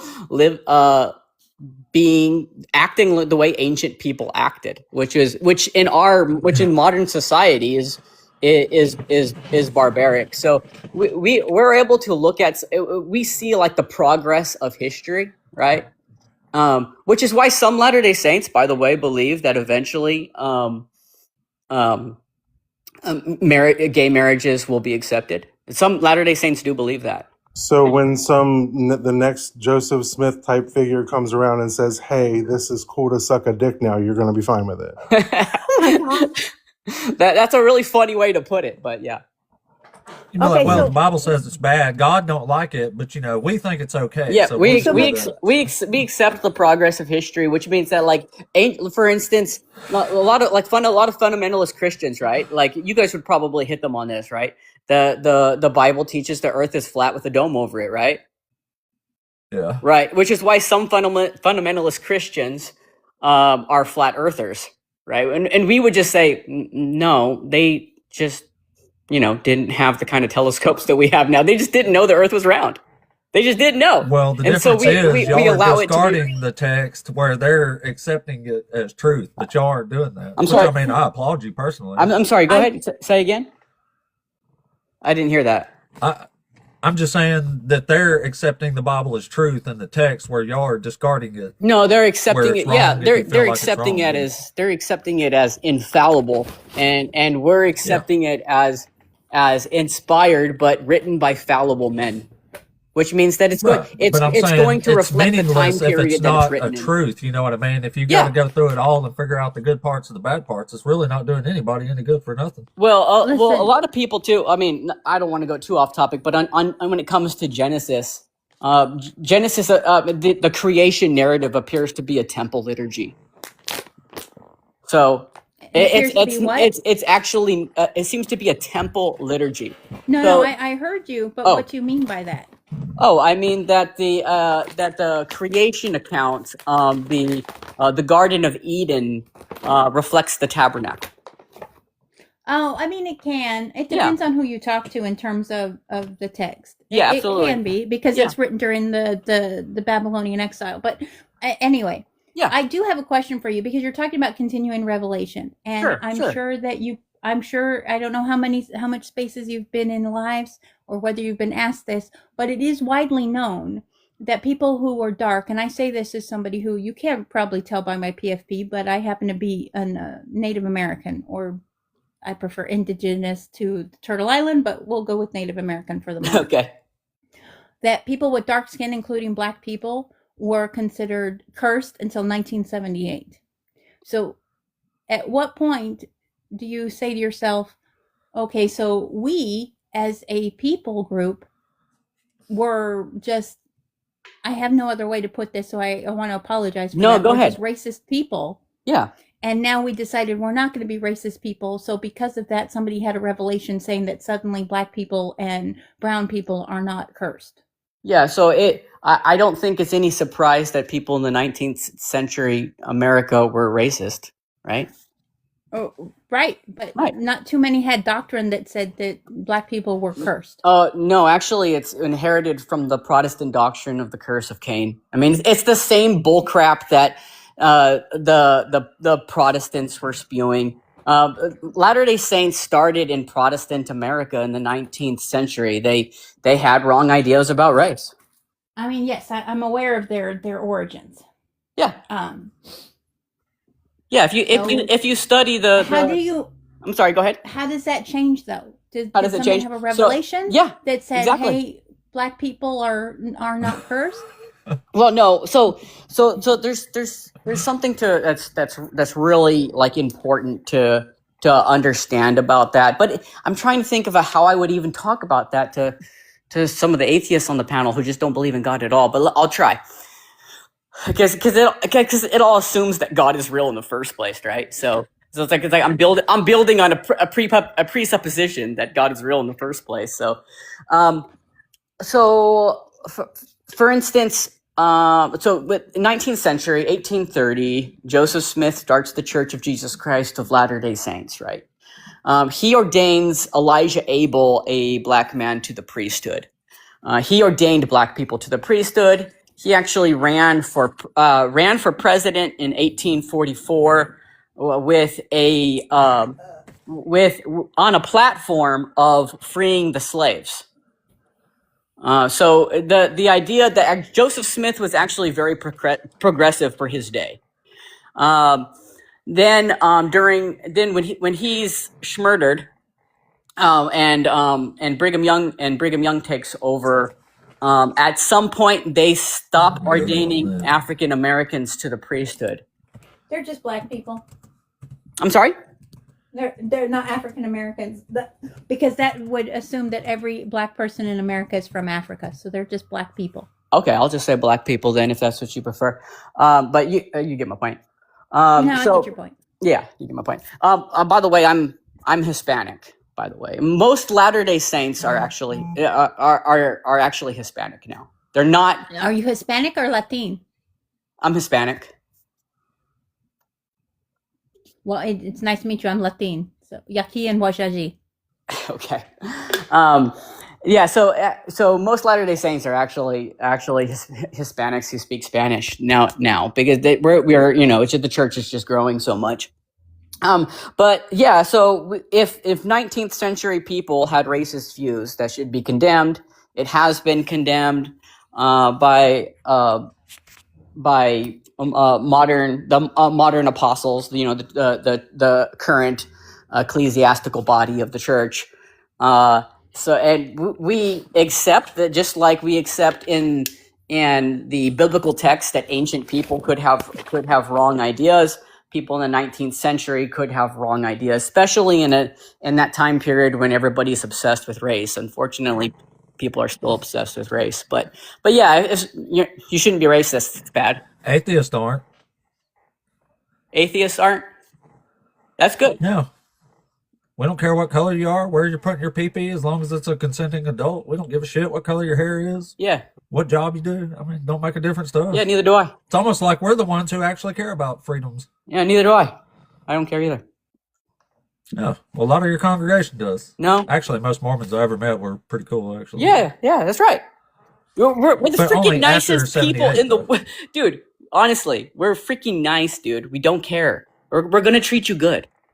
But y'all, that's because y'all aren't following the Bible. The ones that do follow the Bible, we tend to have pretty big problems with right now. Well, I agree that there are fundamentalist Christians that need to be debunked of their fundamentalist ideas and start accepting. Like, and that's the thing too. It's like, you would think that if God is real, he wouldn't have stopped talking 2,000 years ago, right?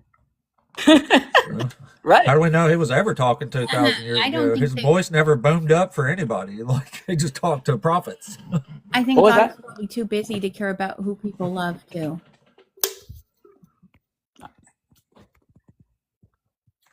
Like, I'm a theist, so I'm a believer in God. I very much believe in God, but I don't think that God cares too much. In Judaism, we have this thing that we believe that right before Purim, the night before Purim, you can ask God for anything. And God has to do this for you. Every year before Purim, I would pray that I would wake up the next day and not be gay.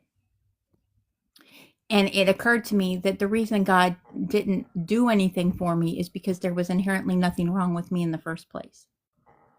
So God couldn't change something about me that was not wrong to start with.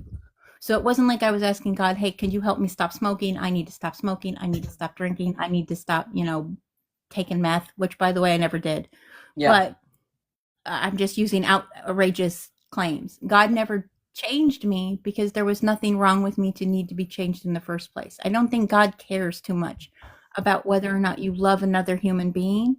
I think as much as he cares about how are we treating other human beings. And if we're putting people on the outside of our love, or putting conditions on how we love them based on who they love, I don't think that's very godly. I agree. That pretty much debunks the gospel. I'm sorry? But I'm not a Jew. I mean, I'm not a Christian, so the gospel, But isn't it the belief that there's something wrong with you and that's why you're sinning? And No, ma'am. You mean the gospel? Are you familiar with the 2 great commandments, correct? Mm-hmm. Yeah. Levitic law, yeah. Love God, love your neighbor. Levitic law, both of them. It doesn't... Unless they're different, right? No. Unless they're different. Not. No, I'm telling you, no. Okay. Love them. And don't just say you love them. Act like you love them. I have one last... So you're saying follow Levitic law. Yeah, that is Levitic law. I have one last point of contention, and then I'm going to shut up, and I don't expect you to answer for the entirety of the LDS Church, because that would be ridiculous. Any more than somebody who looks at me and says, I need you to answer for all of Judaism. Yeah, I can't do that. There is a thing that you guys do, and I only know this because my best friend actually participated in this, where you baptize people post-mortem. And there was an incident where the idea was that the church was going to baptize Holocaust victims post-mortem. And without putting too fine a point on it, that is gross to an umpteenth degree. So what brought about this doctrine of deciding for people who lived their whole life as Jews that you needed to then baptize them post-mortem? Or do you know? Well, so you're talking about vicarious baptisms. It's not like we're baptizing corpses or anything, but you're talking about vicarious baptisms. Yes. So we do perform vicarious baptisms, and when they first started vicarious baptisms, there wasn't a whole lot of order to it. The idea was to bring or offer salvific ordinances to people who may want to accept it in the afterlife. That's the idea. And so when it was first instituted, it wasn't done in a very orderly way. But as order has come to it, you can't do that. You can't just go like, oh, I know a dead person, I'm going to go do a vicarious ordinance for them in the temple so they can accept baptism in the afterlife. We actually only do it for those who are within our genealogical line now. But the other thing is that just because a vicarious ordinance is done does not mean that forces the other person in the afterlife to accept it. They still have their free agency as we would see it. So the idea is that obviously we want salvation for everyone because we believe God is merciful, and a lot of people have lived a life where they have never even heard the name of Jesus Christ.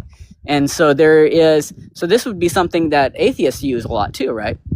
Atheists sometimes will be like, well, look, you say that you need to be baptized to be saved, but most people throughout the history of humanity would not possibly have the opportunity to be baptized. So we do vicarious baptisms in the temple, but we only do it within people within our genealogical line. You can't do it for somebody else's like family member without their express permission, and it's not an ordinance that would be obviously forced. We don't believe it'd be forced on the person in the afterlife. When did that change? I couldn't give you the specific date, but it's been that way my whole life, and I'm 43. I distinctly remember Anna telling me she got picked as one of the people who were going to do the vicarious baptisms, but it was not for anybody in her genealogical line. It was the only time her and I ever had a huge fight, was because I was like, this seems ridiculous. Like, why would you? So it would have been done for someone. It would have been done for if it wasn't someone within her genealogical line. It was done for someone who was actually participating at the temple, who submitted a name from their genealogical line. So they have the family's permission, the living family's permission to do it. And again, this is not seen as something that's forced on the person in the afterlife. It's just something that we believe they can accept or reject. And it's a way to, actually kind of a workaround to the argument that people obviously haven't, most people haven't been offered baptism in their life. I'm gonna be real with you. That would be just as weird as Jewish people saying we're gonna vicariously circumcise somebody because we believe that through circumcision is how how you are made Jewish, or how you enact the covenant is because men are circumcised. I disagree with that. That's a whole other thing I won't get into because I fight with my own people over that. But to take demonstrably and believe that somehow your belief system supersedes that of somebody else's. Yeah, we don't think that's not it. That's not the that's not the heart that we're doing it with. But I'm we're sure doing you it can with the see opportunity. from the outside perspective, especially as a Jewish person who is aware that these baptisms were performed for people who were Shoah victims, Shoah being the Holocaust, how Jews might feel some sort of way about it. Yeah, absolutely. That's why we discontinued the practice. Did you say a little bit earlier that God is merciful? Yes, hold on just real quick. I got to get my kids off the bus, if you don't mind. No, I don't mind.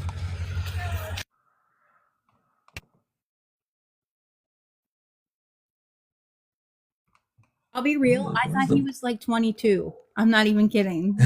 Yeah, I did too. I was just like, that's a kid.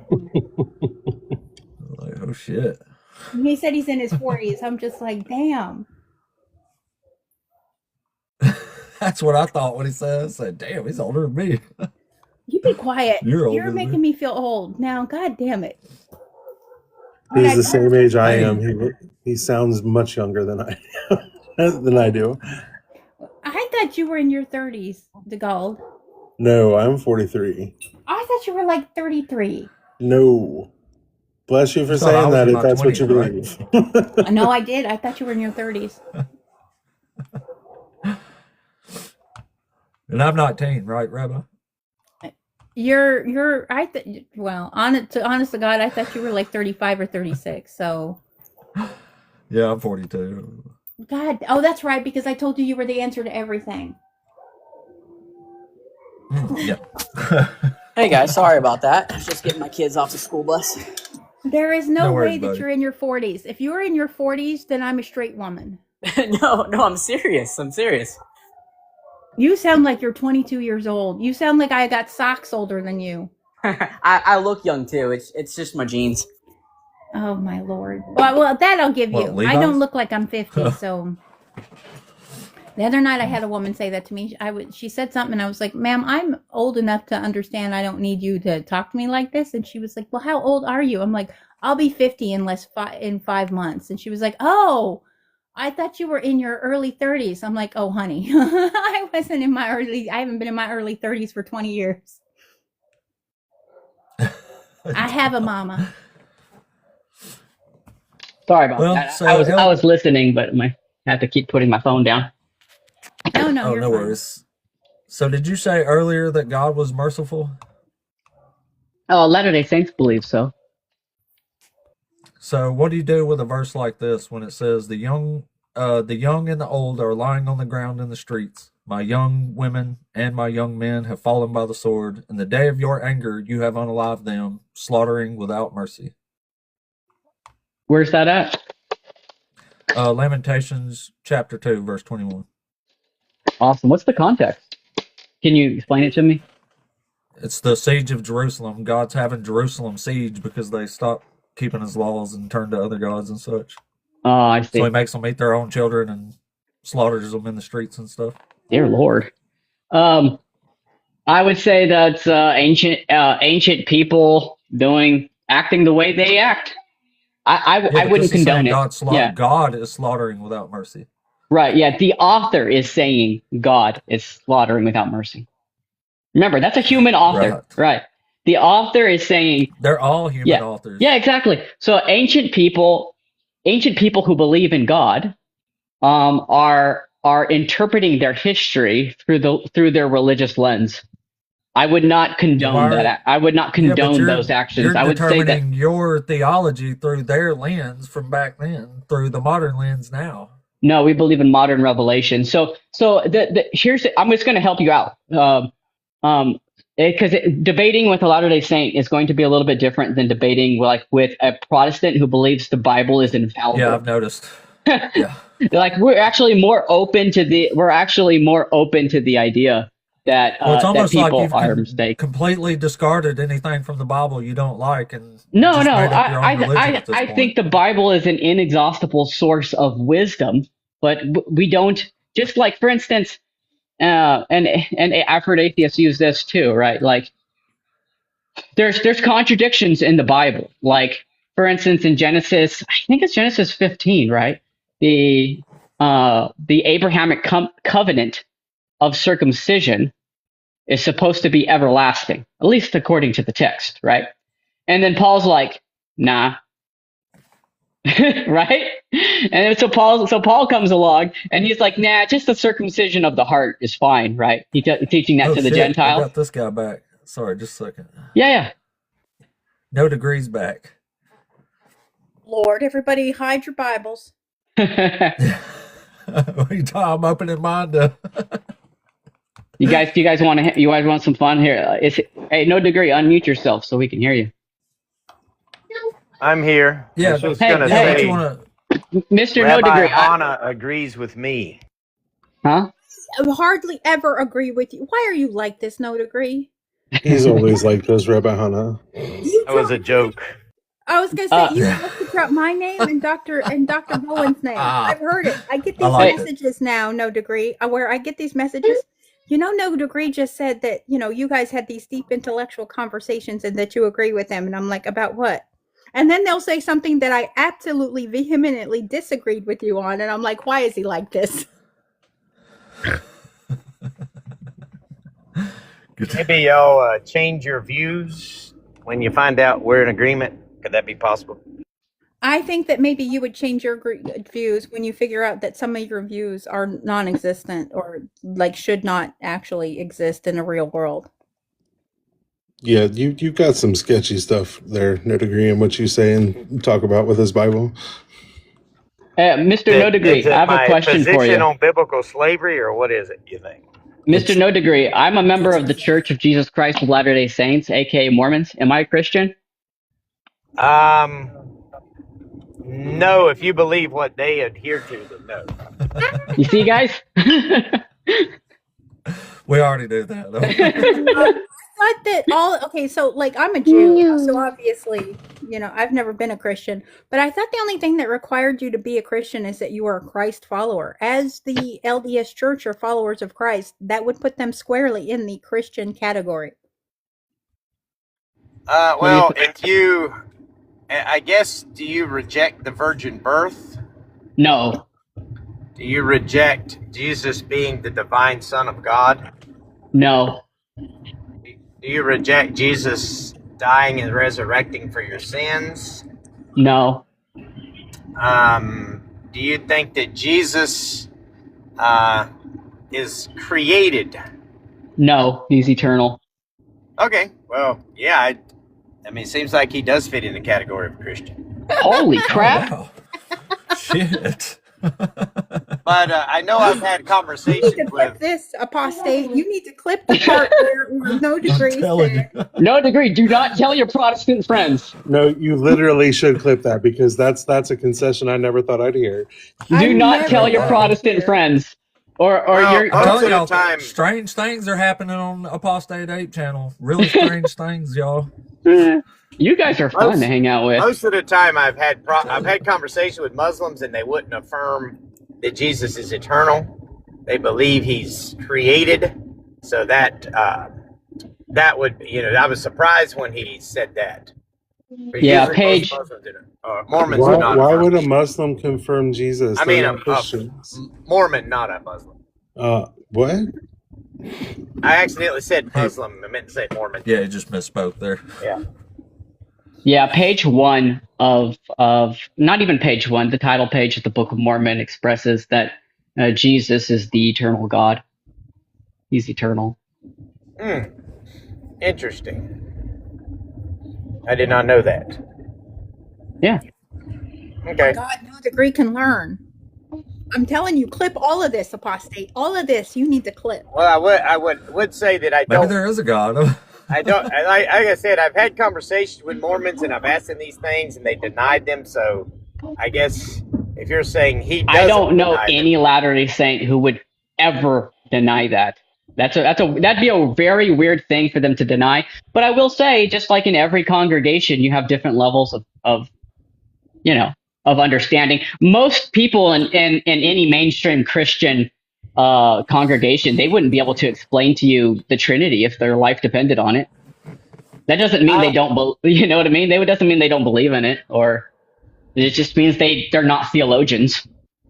Well, I would say that if you ask them what is the Trinity, they might say one God consisting of three co-equal, co-eternal persons, Father, Son, and Holy Spirit. But if you start asking them more detailed information, then I don't Yeah. think anyone can really explain it. Yeah, it falls Once you apart. get into more Because it doesn't detail. make any sense. Yeah.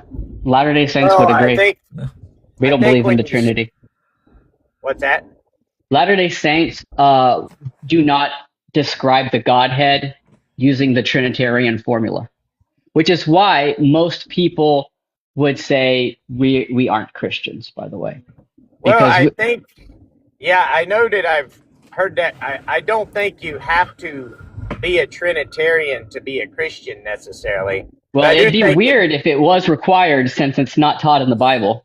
Yeah, I do think, though, that if you deny certain aspects, obviously that would put you out of it. But I know that I have a conversation with a person I'm a big fan of named Courtney Smith, who's, or Courtney of Biblical Apologetics, who has Oh, good Lord.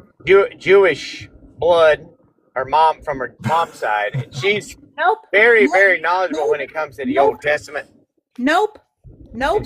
She Nope. talks about the two powers in heaven things. That's pretty interesting.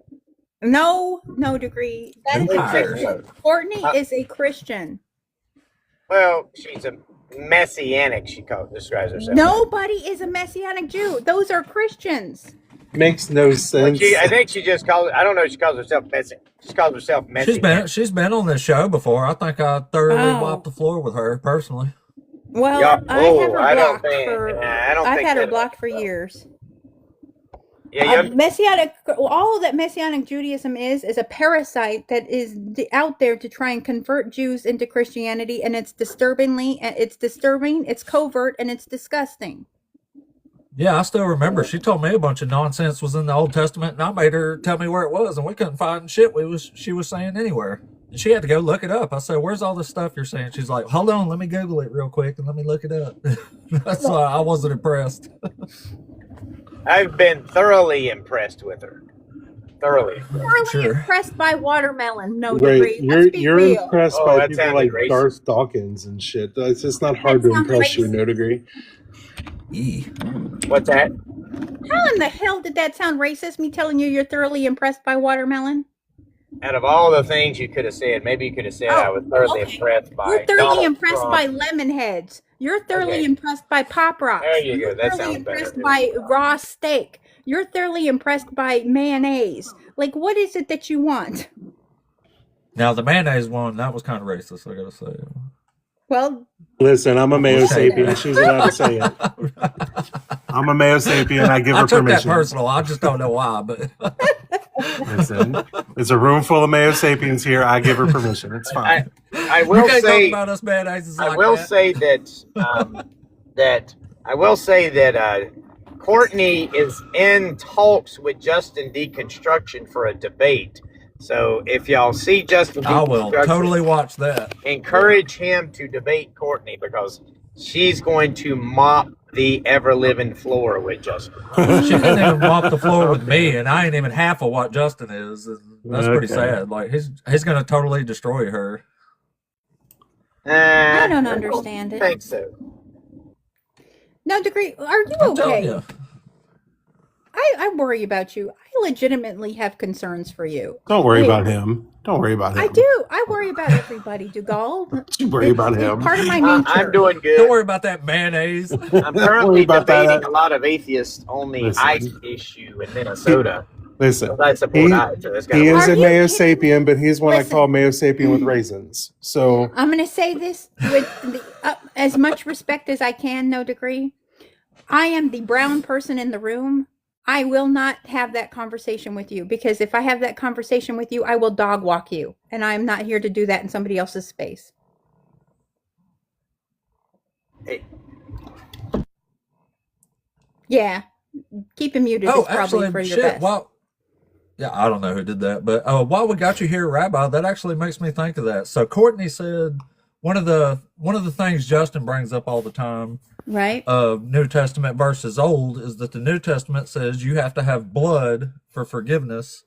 And he uses that example where it says if you can't afford like a dove or a goat or whatever, you bring You bring flour right? and oil. Yeah. Exactly.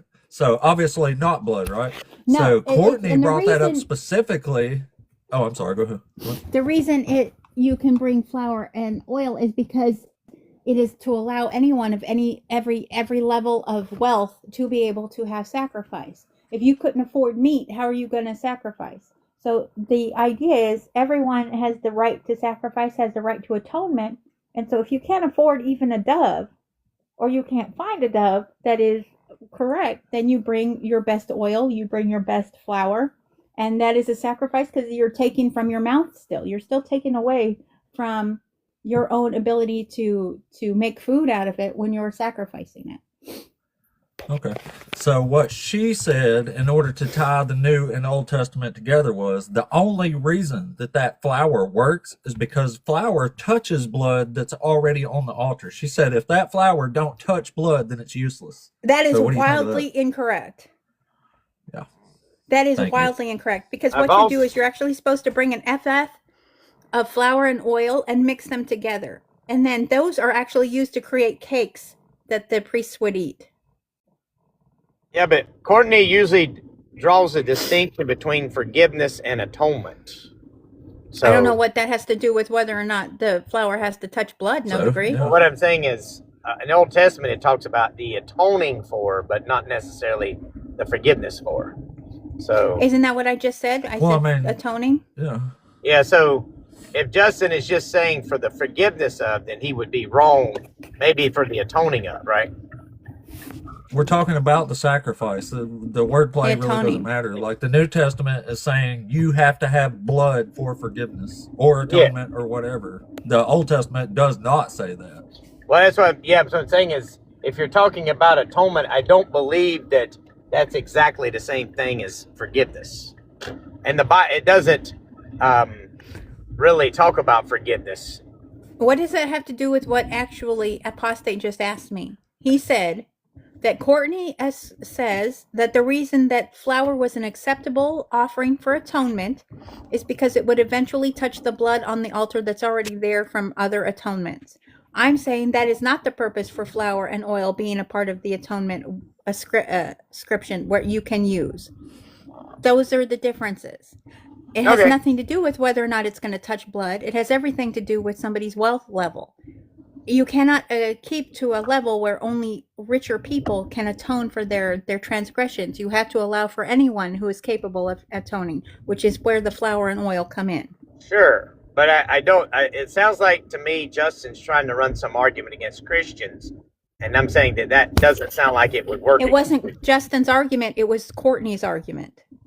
Oh, I thought it was. Okay, never mind.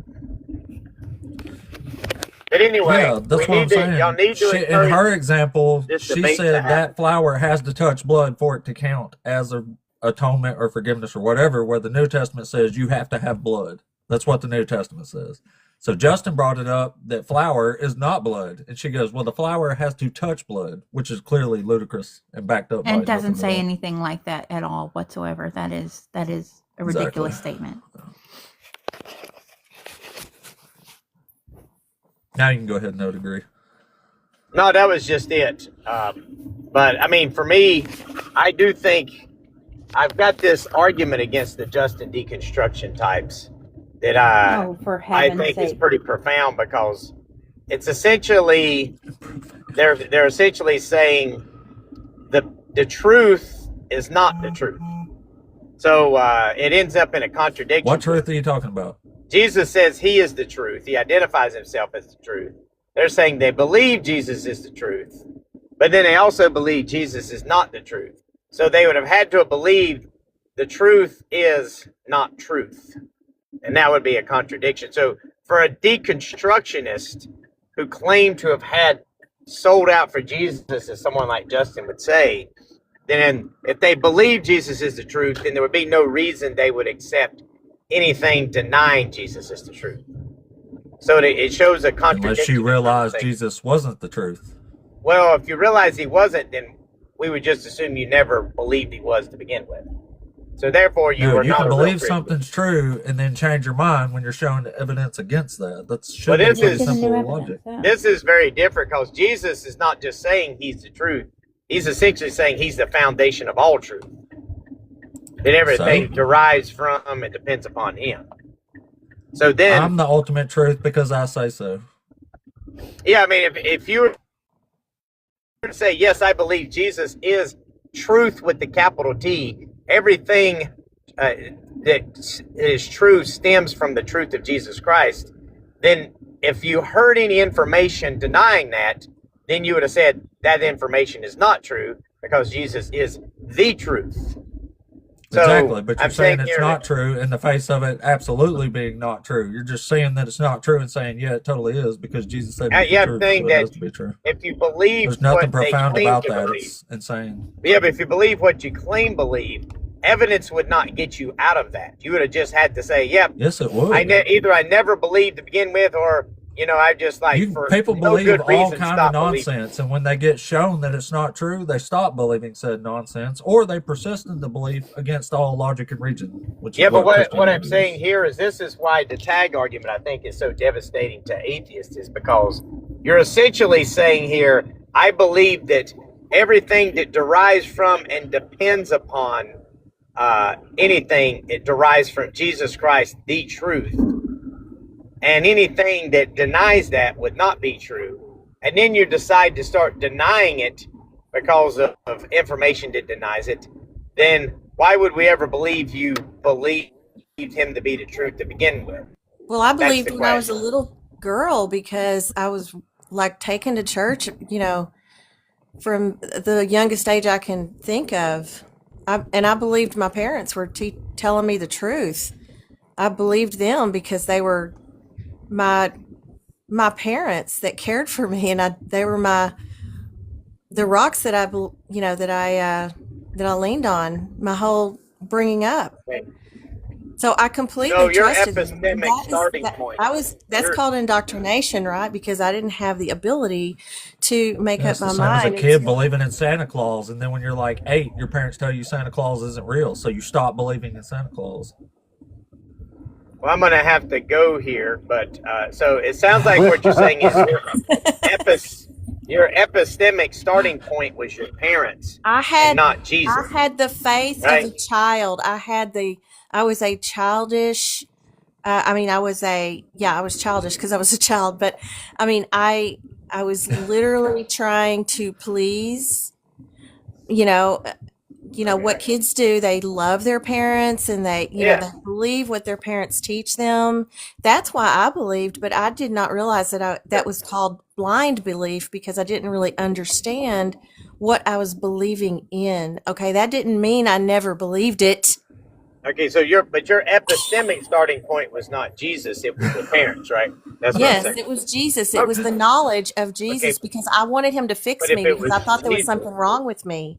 what I'm Okay, that saying was the is, if it was knowledge that they were Jesus, trying to teach me, and I was convinced because I trusted them to teach me the truth. but that sounds like you're saying your epistemic starting point was your parents, not Jesus.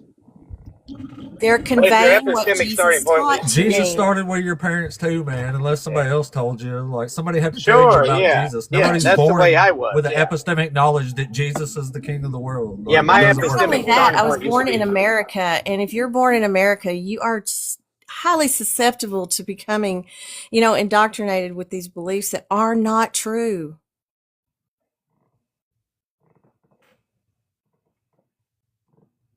Until you get to be an adult and you can figure it out and think critically.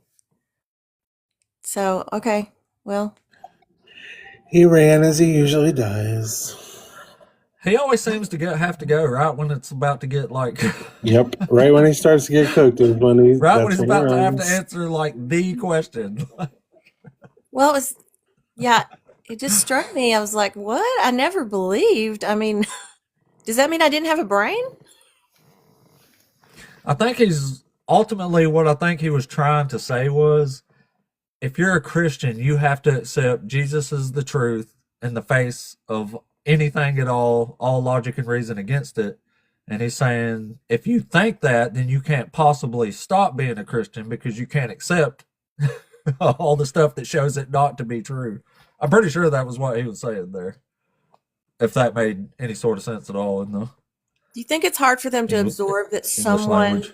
was a Christian for a long, long time, and now they see the light, and they're just like, then they just never were convinced. Well, you know how it is when you're a Christian in your head. You're like, nothing could ever pull me from Jesus, because Jesus, and because it just don't work like that. You know what I mean? So I mean, I get that in their heads, like, comes into your that heart. They project that onto other people. Yeah. So I do get that. It's just obviously it's beyond silly and irrational. Yeah. Oh, anyway, let's see what we got here. Man, the Uncle Creepy guy showered us with gifts. Dude, if you're still there, thank you so much, by the way. Yes, thank you. Yeah, no shit. I mean, he was making it rain. He was far more generous than God actually is, I think. Listen, I don't do those dances anymore. I'm getting coffee right now, but I don't do those dances. I don't care how much they make it rain. Hey, I'll do them though. Listen, I told you I used to be able to throw this ass in a circle. Now it only does rhomboids and trapezoids, but I still do it. Listen, mine still goes in a circle. I'm still limber enough that mine goes in a circle, but I am now a private dancer for a party of one. She make it rain on you.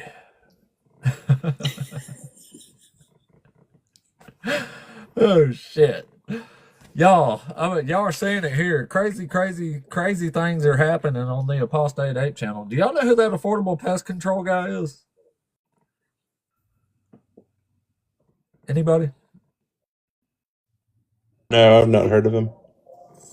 Well, he's a complete fucking piece of shit. Damn it, that's what got me zapped earlier. He's a POS that I have seen get booted from every live ever for being a piece of POS. And yesterday, for whatever reason, he shows up, and he still got like that antagonistic tone, but he was straight up, man. He was just having a conversation. We talked for like an hour. Dr. Josh even talked to him for like over half an hour straight. So I'm like, I'm telling y'all, crazy things are happening on the Apostate Ape channel that you don't normally see around here. Like No Degree come up here and admitted Mormons are Christians. Whew. Wow. So I mean, like, yeah, we're moving Mountains. Even the crazy hearts in my even the crazy mountains, yes. They're getting moved around here on the Ape channel. I don't know what's happening for real. I think it's because you're so patient. Yeah, maybe I just draw that out of people, I think. Like Yeah, when you stay calm, other people stay calm. True. Yeah. True, that is true though, yes. But anyway, guys, I think it's time, after 3.5 hours, to bring day number 90 to a close. This was my 90th day in a row, which is, by my count, 3 fucking months straight at this point of the daily show here. And unless something catastrophic happens, there will be a day 91. So y'all will have to join me again tomorrow for that day. 90 days, that's wild. I'm so happy for you. Thank you. The lines are kind of getting blurred from me, whether like that's cool or crazy, but I feel all right about it. I don't think that's crazy. I think if it helps you and you're helping a lot of people to deconstruct and even reconstruct and do all the kinds of things, I don't think that's a bad thing. Oh, well, thank you. I appreciate this. That's kind of why I kept going, is just the support. Shit, no problem. Thanks for coming over. I enjoyed being on the panel with you, Rabbi and dugald. Well, thank you. I appreciate that. Thanks for having me, buddy. Shit, anytime, guys. I love you all. Spending time with you guys. And thank you for the W. Thank you. I appreciate every one of you guys. W, if you don't mind, lady. A quick shameless plug, if you don't mind. Rabbi Hannah and I have a monthly special that we're restarting again this month on the 22nd. What time did we say, Rabbi? It is going to be, I believe it's 1 p.m. my time. So 4 3 Central? No, it's actually 3 Central, 4 earlier than that. Eastern? It's earlier than that. Although I can't relook at my text. So All right. That's right. So on the 22nd, we're having our monthly special. It is called A Rabbi, a Priest, and an Atheist Walk Into a Live. And we are going to be talking about the LGBTQIA and faith this time. we are. We have decided to start creating subjects that we are going to tackle every time we have one of these. And this week or this month, we've decided that since both of us happen to be of the LGBTQIA persuasion, and that seems to be one of the main things people discuss as being the worst sin that has ever been known to man. We're going to discuss its origins in the Bible, whether or not the Torah actually says anything about being gay. By the way, it doesn't. And how do we deconstruct this notion that being gay is a sin when it doesn't say that? Nowhere. In fact, from Genesis to Revelation, there's nowhere that says one cannot be a gay person. Yeah. Father Definitely Mark, don't you're say in the nothing about chat. women doing that stuff. Father Mark's in the Not chat. even a little bit. Our specials on the 22nd, Father Mark, if you want to be our priest for that day. That would be awesome. I mean, don't get me wrong, I love my brother, but him and his ontological nonsense lately, I want to try and get a different priest. Don't tell him I said Look at that. here, an atheist, a rabbi, and a priest. priest. And a priest. This is generally the priest we have in our session too. Hello, Father Mark. Hello, my friends. How are you guys? Hello. Not bad, not bad. Good, Father Mark. But yeah, we're going to do our monthly special again, Father Mark, on the 22nd, if you want to be our priest for the day. What day's the 22nd on? It is a Sunday. We're going to do it toward the kind of the afternoon, because I know you probably be busy on the morning. Yeah, most likely, but I should be free. I'll send you a DM time and stuff. Perfect. Awesome, awesome. Y'all make sure y'all getting them follows in. Right here, y'all. Thank you. We can make sure to catch that on Sunday. I'll be free on Sunday. Sure. The 22nd. Be there. Or be square. There or be square. And also don't forget that in October of this year, you can be at the Rocket City Reason Conference in Huntsville, Alabama, hanging out with the biggest names and atheist YouTubers and debaters. 23rd, 24th, and 25th, and you can get your tickets for that at rocketcityreason.com. It's going to be fucking awesome. And don't forget, our best friend, Dr. Joshua Bowen, has a whole bunch of books that you can help support his family with by buying that are all He's amazing. got good books. His guide to his reading ancient Hebrew is choice. I love it so much. It's such a good book. Hell yeah. Hell yeah. Actually, I think I might get some study time into this. He has two books, The Atheist's Guide to the Old Testament, Volume 1 and 2. Both of those are really, really wonderful books. He also has a book about whether or not the Bible condones slavery. Also a very good book. All you have to do is look up Dr. Joshua Bowen. You will find every book he has written. They are really, really, really, really, really well written. I don't know that my endorsement does much for him, but they're all really great, wonderful books. That's right. And he's on the channel all the time. He pops up quite frequently. So if you like Dr. Josh, you can catch him a pretty good bit on the channel here. And I'm very thankful to him for that. If you ever need a t-shirt that says "These hands are rated E for Elohim," hit up my bio. Oh yeah, I need to make a damn note of that. I've been meaning to check that out for a while now, actually. I remember you brought that up one time and I meant to change that and I forgot. I have one I put up that it says "These hands are rated E for Elohim." And that came about because I actually have Elohim tattooed on my right hand. And one day somebody was like, "Why do you keep talking about you're going to fight with God?" And I'm like, "Because these hands are rated E for Elohim." And it just popped out because I kept thinking of those games, rated E for everyone, or my hands are rated E for everyone can come get some, that kind of thing. And it popped out. And so it became a thing that people are like, "That's right, because Rabbi's hands are rated E for Elohim." So I made a t-shirt that says these, and I have one that says Lashon Hara Hotef Makeh, which means basically talk shit, get hit. Because Jews don't have turn the other cheek. Imagine getting cussed out in Yiddish. Imagine getting cussed out in Yiddish. That's actually Hebrew. Being cussed out in Yiddish is different, but it's Hebrew. But that's even worse. Look. Yeah, cussed out in Hebrew. Yeah, the thing is that Jews don't have turn the other cheek. We have fuck around and find out. Yeah. You can get Judas Maccabeus. That's right. I'll tell you right now. If anything, the Lion of Judah. Yeah, Judah Maccabee. Yeah. I don't know why, but I think that's the coolest name in the entire ancient world. Judah Maccabee. Judas Maccabeus. Yeah. I don't know. It just screams badassery to me. Like even the nickname, the Lion of Judah and shit, it just sounds mean. It is. Like, it was meant to. It was meant to like strike fear in the hearts of the enemy. Yeah, it's scary. It's a scary name. Who I would be more afraid of, I'm going to be real with you, Apostate. Who I'd be more afraid of than Judah Maccabee is Simon Bar Kokhba. Simon Bar Kokhba was known to. Oh, he among Jews, he would cut off a finger of a Jew to test their loyalty to the Jewish army. So, like, yeah, he was apparently had some really harsh military installations and stuff. Really did. And then he sat in sackcloth and ashes for 9 days praying for the destruction of the Roman Empire. Yeah, it didn't work. So.